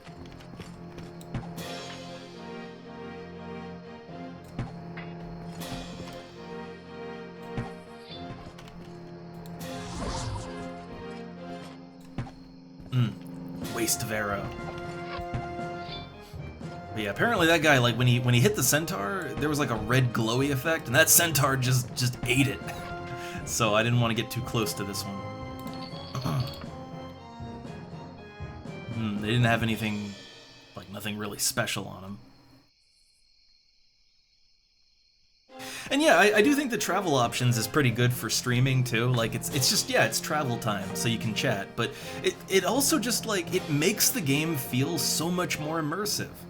And yeah, like when you're not so laser focused on objectives, right? Because you can't be. Like, see, here's the thing, right? You can't be laser focused on objectives when you have no fast travel in Daggerfall, or when you have limited fast travel in Daggerfall. Like, when you have fast travel, basically it's go to town, get quest, instant travel to the quest, like wherever the dungeon or wherever you need to go, just instant travel there, do the thing at the location, and then instant travel to the next place. And you know, you get really hyper focused on objectives. Like, I'm still trying to work towards an objective, but now, like, you know, now it's like, well, I'm traveling on the road, so I mean, you know, I might as well stop at an inn, you know, get a bite to eat, maybe take a rest. Like, oh, hey, there's an interesting encounter. Like, I get a random encounter, or oh, there's something cool on the side of the road. I'll check that out. Like, you know, it forces you to laser focus less on your current objective. Because if you do that, like, if you just focus on your current objective, you're gonna have a bad time, because it's like, oh god, I'm wasting so much time, right? Like, if I had fast travel, this would go so much quicker. And yeah, like, if you're thinking about it like that, then yeah, you're gonna have a very miserable time. So I like kind of being forced to slow down a little bit. Ooh, a +9 armor helmet. I already have one though, so. Steel boots, 9 armor. They weigh 2.5, these weigh 2, and they're 11 protection, so my elven boots are better. But I still want to put it out there, right? I want to put this out there, and I do wonder how people would feel about it. Look, I do, you know, look, I do my thing, I have my moods, you know, I'm not beholden to anyone, but like, I do wonder, I don't like to disappoint people, but I know most people are just here to listen along and chill and chat and all that, and great, but, you know, like, no matter what we do. But, I feel like games like this that are more open-ended and you have a lot of downtime, it's good to just hang out and talk about various game stuff, right? And other things too.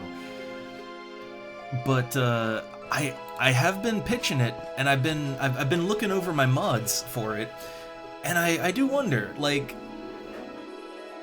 I don't know, would it be jarring to, like, maybe either after we kind of accomplish our major goals with Daggerfall, or maybe mixing it in, right? Maybe mix it in with our Daggerfall stuff.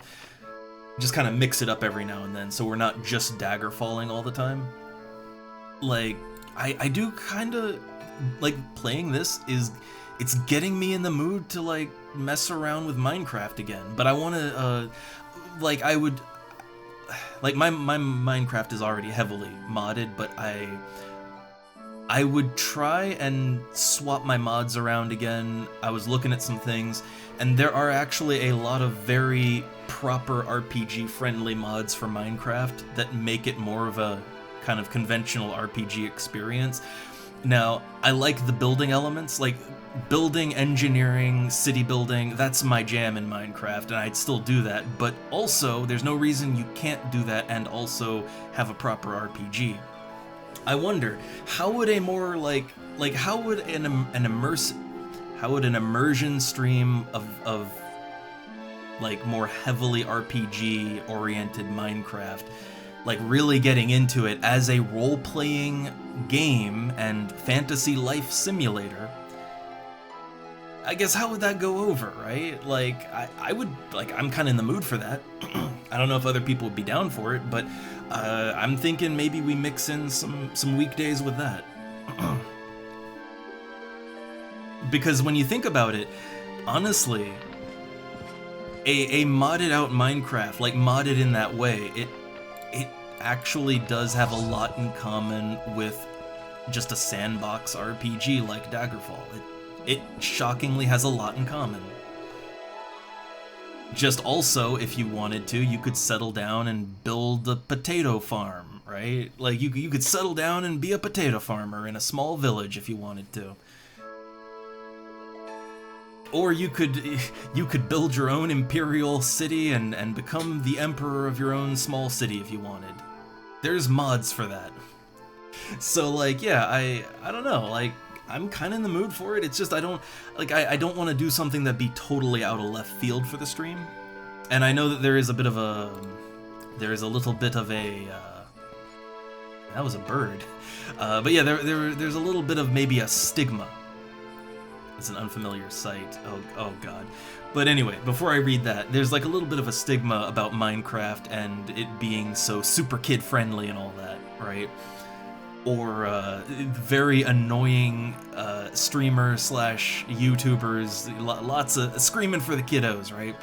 But that ain't what I want to do with Minecraft. That's not how I Minecraft. So I don't know, like, would anyone be interested in a more serious roleplay immersive Minecraft experience?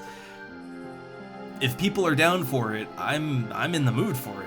So I'd get I would do some mod hunting, get a nice setup and test it out, make sure everything goes good, and then yeah, like, fuck, let's do it. Let's do that, like, instead of Daggerfall some days in the week, you know? And yeah, Ralzar, like, I will say that, like, I really don't get why there isn't more crossover between, like, open world RPG, fantasy life sim, and then just, like, survival game. There is some crossover. God, I'm trying to remember. There was a kind of JRPG-ish, but like real time, I guess more Dark Souls-ish, like, or it felt like kind of a mix of Dragon's Dogma and then a survival game. I forget what the name of it was. I cannot remember what the name of that game was. But I own it. I own it, and I don't know what the name of it is. I have to look in my Steam library later. But that would be an example. Like Conan Exiles. That's more of a survival game than an RPG. But it does kind of try to hybridize the two a little bit. Like there are some games that try to hybridize these elements, but I think, yeah, like they honestly are kind of part of the same coin. Like a real true fantasy life sim style open sandbox RPG, it has a lot in common with a survival game. Like a lot. I mean a lot. The only difference is that in most open sandbox fantasy games, they generally don't make you worry about survival mechanics. But I mean, like, think about it, right? Like, what is more immersive than needing to eat, right? Like, needing to eat and drink and sleep. Like, those are super immersive, roleplay heavy things, if you think about it. Like, why shouldn't you have to think about that if you're supposed to be playing an immersive role-playing game? And then even, like, let's take building, right? And, like, so you could look at it like, oh, why are you just building a house and a farm now, right? Like, why are you just doing that? But think about it, like, how many times in a game like Daggerfall have you thought, like, man, I love the way this area looks. I like the nearby town and village. I wish I could just settle down in this little village and build a manor and then, you know, maybe a farm. Maybe I could help build the village up, right? Maybe I could be the mayor, you know, like, that's totally an immersive roleplay thing to do. Like, why not, right? But there's a bit of a stigma when it comes to adding survival elements, like adding survival crafter elements to RPGs, to sandbox RPGs. There's a weird stigma around that. And then there's a double stigma when it's kind of Minecraft style, right? Anyway, I'll get back to that thought in a second, because again, the wife is probably coming home now, like shortly. So trying to make time here. But I just noticed there wasn't a fortress here. Now there is. There's just suddenly a fortress. So you come across a fortress. The bandits give you a dirty look. Is a dead giveaway that you've crossed into their territory uninvited. The fortress is held strong, and these men are itching for a fight. Next thing you know, the men are given the order to attack. It might be best to retreat immediately if you aren't prepared for a battle such as this. I don't know, how many bandits is it? Like, how many bandits we talking? I see one guy. I see 4, 5, 7. Yeah, I'm running. I'm running. But like, yeah, look at that. There's just a whole ass fort here now. There's just a whole ass fort that wasn't here before. That's awesome. I wonder if that persists. Probably not, right? Like, that probably doesn't persist. I would imagine that fort goes away when you change zones, or, you know, when you enter an interior and come back out. I would imagine. But I love how there just wasn't a fort there, and then all of a sudden, like, yeah, no, now there's a fort here now. There's a fort now.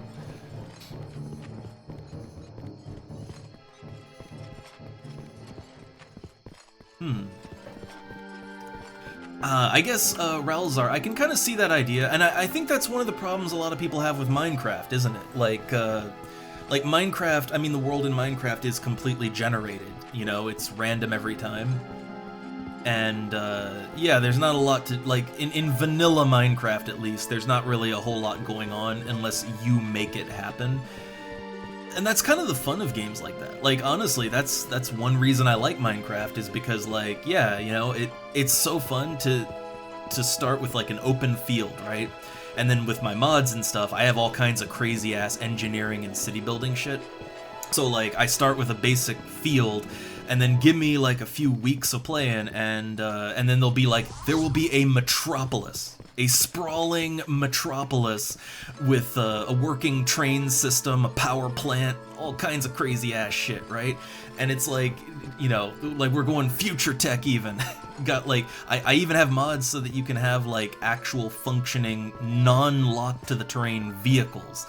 So build yourself a fucking spaceship even, you know, or build airships to go between towns. Like, there is a huge amount of fun and immersion in that kind of thing. But I get why a lot of people, they want a more set-in-stone world that is more, like, it's pre-established, right? Like, you don't have to be the god of this world building it from nothing. I get that. I totally do.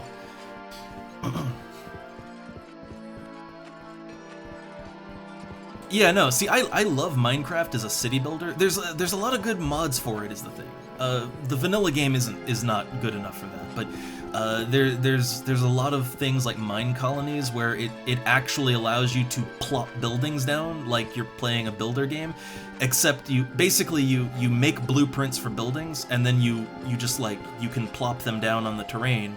And then you have builders, and they'll build with the materials in your warehouse, and you fill the warehouse with either things you've gathered, or you can employ, like, miners, lumberjacks. Like, it literally turns it into a proper, like, city builder strategy game, where you don't have to manually build everything. You can have people do that for you, and then you're, like, you can have them do that while you're, like, down in the mines or whatever, right? Or maybe you're defending the town, but, like, it works. It works really well. Uh-oh, the oncoming enemies prove too overwhelming. After an hour of fighting, you need to retreat and recoup your losses. I just ran. I didn't fight. I just ran. I love the random encounters. Okay, so we're back here now. So we need to get to a carriage so that we can get to Chesterwark. Also, maybe Belina's bomb myself.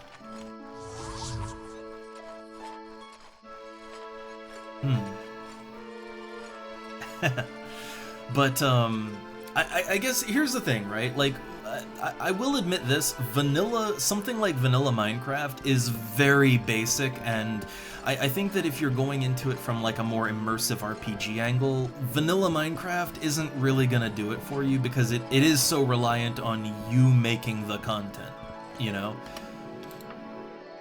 But when mods get involved, like, there is a lot of very big mods for Minecraft to do whatever you want to do with it. But I think, like, okay, I wanna posit a bit of a different take real quick on a bit of a different take on the idea that, oh, I want an established world that's more set in stone and all that. Well, I mean, I don't know, consider this, right? So, like, let's say you put a bunch of RPG mods in Minecraft, So here's the thing, right? You can mod Minecraft so that like the villages that generate in the game, you can mod it so that the villages actually have like proper NPC villagers that you can talk to, and they give you things to do, and you know, you can actually interact with them properly. They're not just those big nosed dudes that, you know, go her. They're not just that, right? Like, it makes them proper NPCs like you are. And so you do that, right? And then there's mods that make villages more complex, that make them generate like that make them generate in a way that actually makes fucking sense. So you do that, and now you have established locations, right? Like, as you wander the land, you will find established villages and towns and cities that have amenities and things you'll actually want, and, you know, people to interact with and quests to do, just like a proper RPG. But now, think about this. Like, what is one of the most fun things to do in an RPG? Explore! Like, to see what's over that mountain, right? So with Minecraft, if you mod it to be a more proper RPG, then, and there's also things you can do for the combat, magic, whatever, you know, you can make it a real RPG. And then you can have real towns and stuff too, and now, like, okay, so now you could get your horsey or whatever, and you're riding through the, you know, the terrain, get a mod to make the terrain generate more naturally, like real terrain. You know, it's still blocks, but like, it's not crazy. It makes sense. The terrain makes realistic sense. Like, it slopes and all that. And then, yeah, then you just have an infinite world, like, you have an infinite fantasy world to explore and interact with that is properly populated. And has like dungeons and towns, and it's just a world of adventure. And the thing is that it's not like say Daggerfall, where like, oh, you encounter like, oh, a cool random encounter in the wilderness, and then it's gone, right?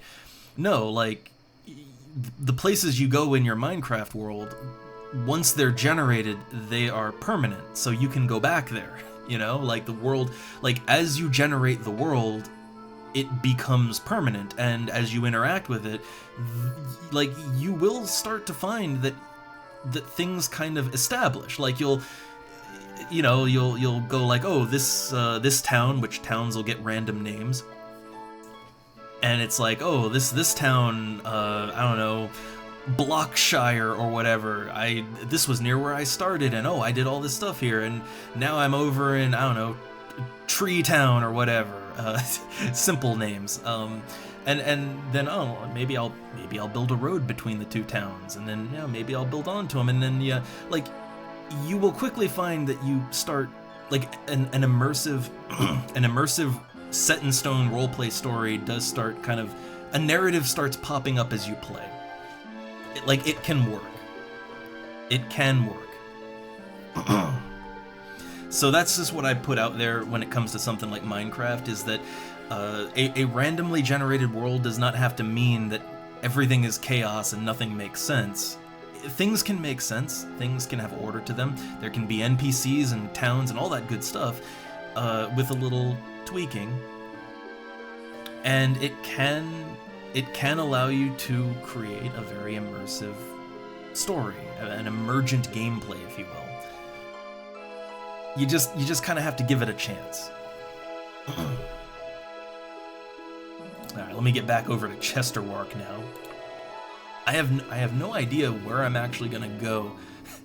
Like, once I'm actually in Chesterwark, I have no idea, like, I gotta find the werewolf, I guess, but like, who's the werewolf? I have no clue. You have been attacked by pirates while on your way to Daggerfall.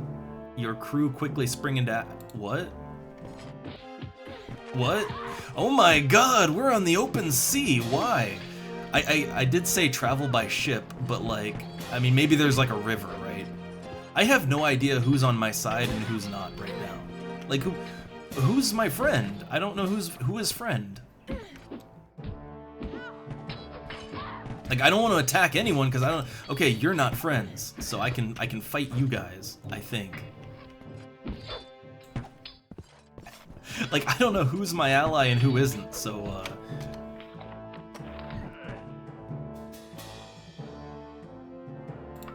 Like all I can assume is that I did select travel. I did toggle boat travel. I did toggle that, and I guess I guess I did toggle boat travel, and I did.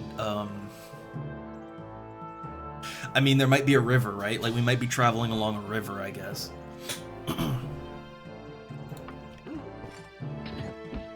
Man, this is getting, like, I love this. I love, like, this open fucking ocean shit. I love it. I really hope we can get out of here alive. Like, I just had a really bad thought, which is, how the hell am I gonna actually travel out of here? Like, I can't fast travel if I don't have a carriage, so, like, what do if we're in the middle of the ocean, right? Like, as cool as this looks, it's like, yeah, how the hell do I, like, get home?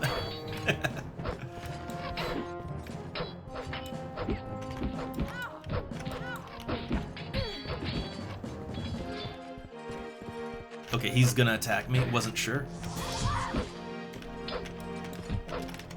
I guess at this point, I do have enough magic that I can kind of heal myself reliably. The attackers have been fought off. The ship continues to its destination. Okay, good, good. I was kind of wondering, like, how the hell I would get home, but, like, yeah, the boat continues. That's good. Yeah, the problem is like, the enemies look just like your allies in that, so, yeah, like I was nervous to attack anyone because I'm like, I don't want to, like, I don't want to become a criminal accidentally, you know. All right, so I think we're in Chesterwark now, right? Yeah, we are now in the town of Chesterwark. Great. A distant shape moves along the city walls.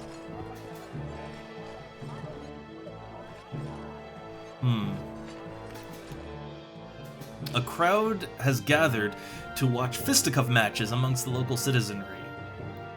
I will not volunteer. I will not try my hand. Yeah, I depart the crowd. I'd like to find an inn within city limits. I feel like I've been skilling up a lot, right?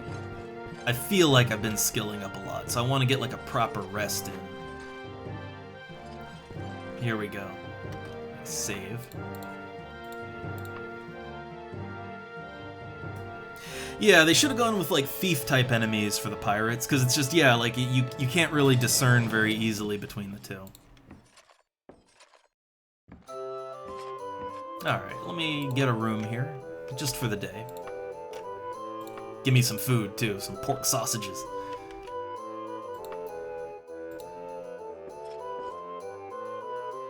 I mean, can I just, like, rest for a while? Like, rest for like, an hour. Okay. Just get a little rest. So now that we're back in Chesterwark, I'm thinking, like... So we got the werewolf blood. And I don't want to travel there. I got the thing. Oh, and also the wife is home. Good timing. Like, great timing. I have no idea what to do now that we're here in town, so we'll figure that out next time, all right? But for now, I feel like we didn't do a whole lot, but like I had fun. I hope y'all did too. But my belly's grumbling. I'm hungry. So with all that, let's get out of here. All right. See you guys next time. Later.